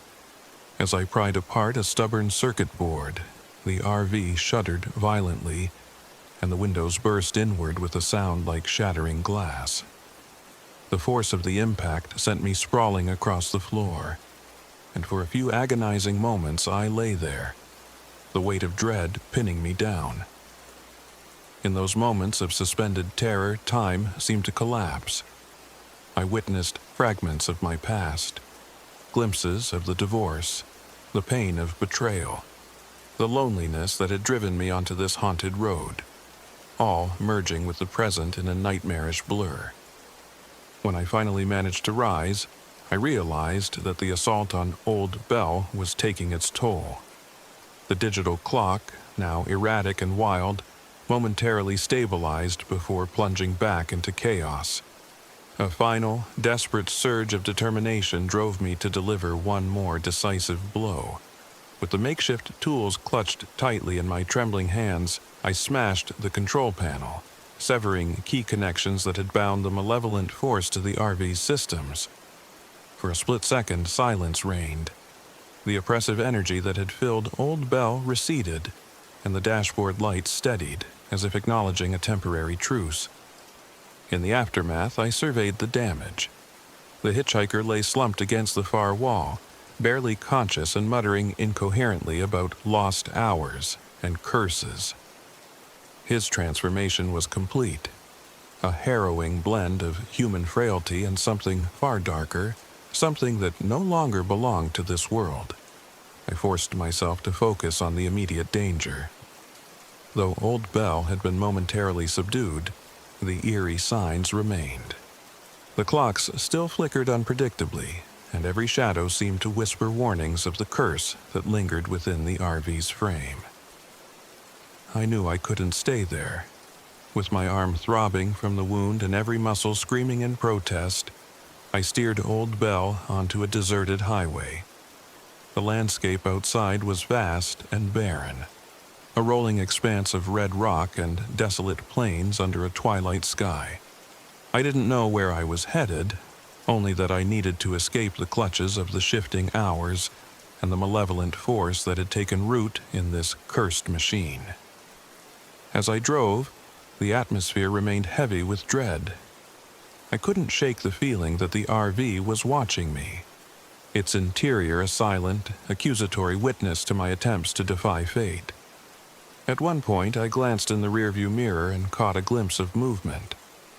A fleeting image of a face, contorted with silent agony, fading into the darkness. My mind reeled with terror and sorrow. Had I truly severed the connection, or was this merely a temporary respite from an enduring curse? Hours later, I found myself on the outskirts of a small service station in a remote corner of New Mexico. The neon sign outside flickered feebly, its light a weak promise of safety. I pulled over and climbed out of Old Bell, feeling as if I were emerging from a long, harrowing nightmare. Yet, even as I stepped onto the cracked pavement, I knew that the shifting hours, and the terror that came with them, would not easily be forgotten. Inside the service station, I called for help. The attendant, a weary man with tired eyes, listened with a mixture of pity and disbelief as I recounted my ordeal. I couldn't fully articulate the surreal horror of the past days, the way time had splintered, the ghostly whispers that haunted every moment, and the transformation of the hitchhiker from a silent drifter into a vessel of pure malice. He only nodded, as if he'd heard such stories before, and urged me to seek medical attention. I promised him I would, though deep down, I knew that no amount of physical healing could erase the imprint of those cursed hours. Now, as I sit here writing these words in the dim light of a motel room far from the desert highways, I still feel the weight of Old Bell's curse pressing upon me. The memories of malfunctioning clocks, ghostly whispers, and the horror of a man transformed into a monster are etched into my mind like scars. I have begun the slow process of recovery, both physically from the wounds and mentally from the ordeal. But there are moments in the stillness of the night when I hear the faint echo of that relentless spectral murmur. Lost, lost. And I know that the shifting hours, that malevolent force that once animated an old RV, still lurks somewhere in the shadows of time. I often wonder if I truly escaped the curse or if I merely delayed its return. Every time I see a clock that flickers or hear an unexplainable whisper on a quiet night, I feel a chill run down my spine. The desert is vast, and its silence is never absolute. Somewhere out there, in the endless sprawl of the New Mexican plains, Old Bell, or something like her, might still be roaming, carrying with it the remnants of a curse that twists time and reality. I tell my story not in search of sympathy, but as a warning. When you choose to confront your demons alone, be it the ghosts of your past or the curses of fate, know that sometimes the darkness is more insidious than you can imagine. The open road may promise freedom, but it also holds secrets that can twist your mind and steal your very sense of time. I have learned that some curses, once awakened, are not easily dispelled, and the shifting hours will always linger at the edge of your consciousness, ready to remind you that not all things lost can be found again. Every day, I try to rebuild my life, piece by shattered piece. I've started therapy and reached out to old friends, attempting to ground myself in reality. But the memories of those cursed hours, the sounds and the images, they haunt me. I sometimes catch myself glancing at clocks, counting the seconds, as if I could keep the relentless, twisting passage of time at bay. And I know, deep down, that the desert holds many secrets, and some of them are best left undisturbed. I have no idea if the curse of Old Bell will ever be fully broken, or if the shifting hours will continue to echo in the corners of my mind. What I do know is that life, like time, is fragile. A delicate tapestry woven with moments of hope, pain, and terror. And in the vast, empty spaces of the world, there are forces that defy logic and challenge our very understanding of reality. For now, I live with the knowledge that my escape was only temporary, that the darkness I encountered on that ill-fated journey is not confined to a single place or time. It is part of the fabric of our existence, waiting to reveal itself when we least expect it. And if you ever find yourself alone on a deserted highway, with a malfunctioning clock and a whisper in the wind, remember my story. Be cautious, for the shifting hours have a way of catching up to us, and some curses are not so easily forgotten. I continue to move forward, haunted yet determined, ever aware that the past, and the curse of Old Bell, lurks behind every flicker of light and every silent, shifting shadow.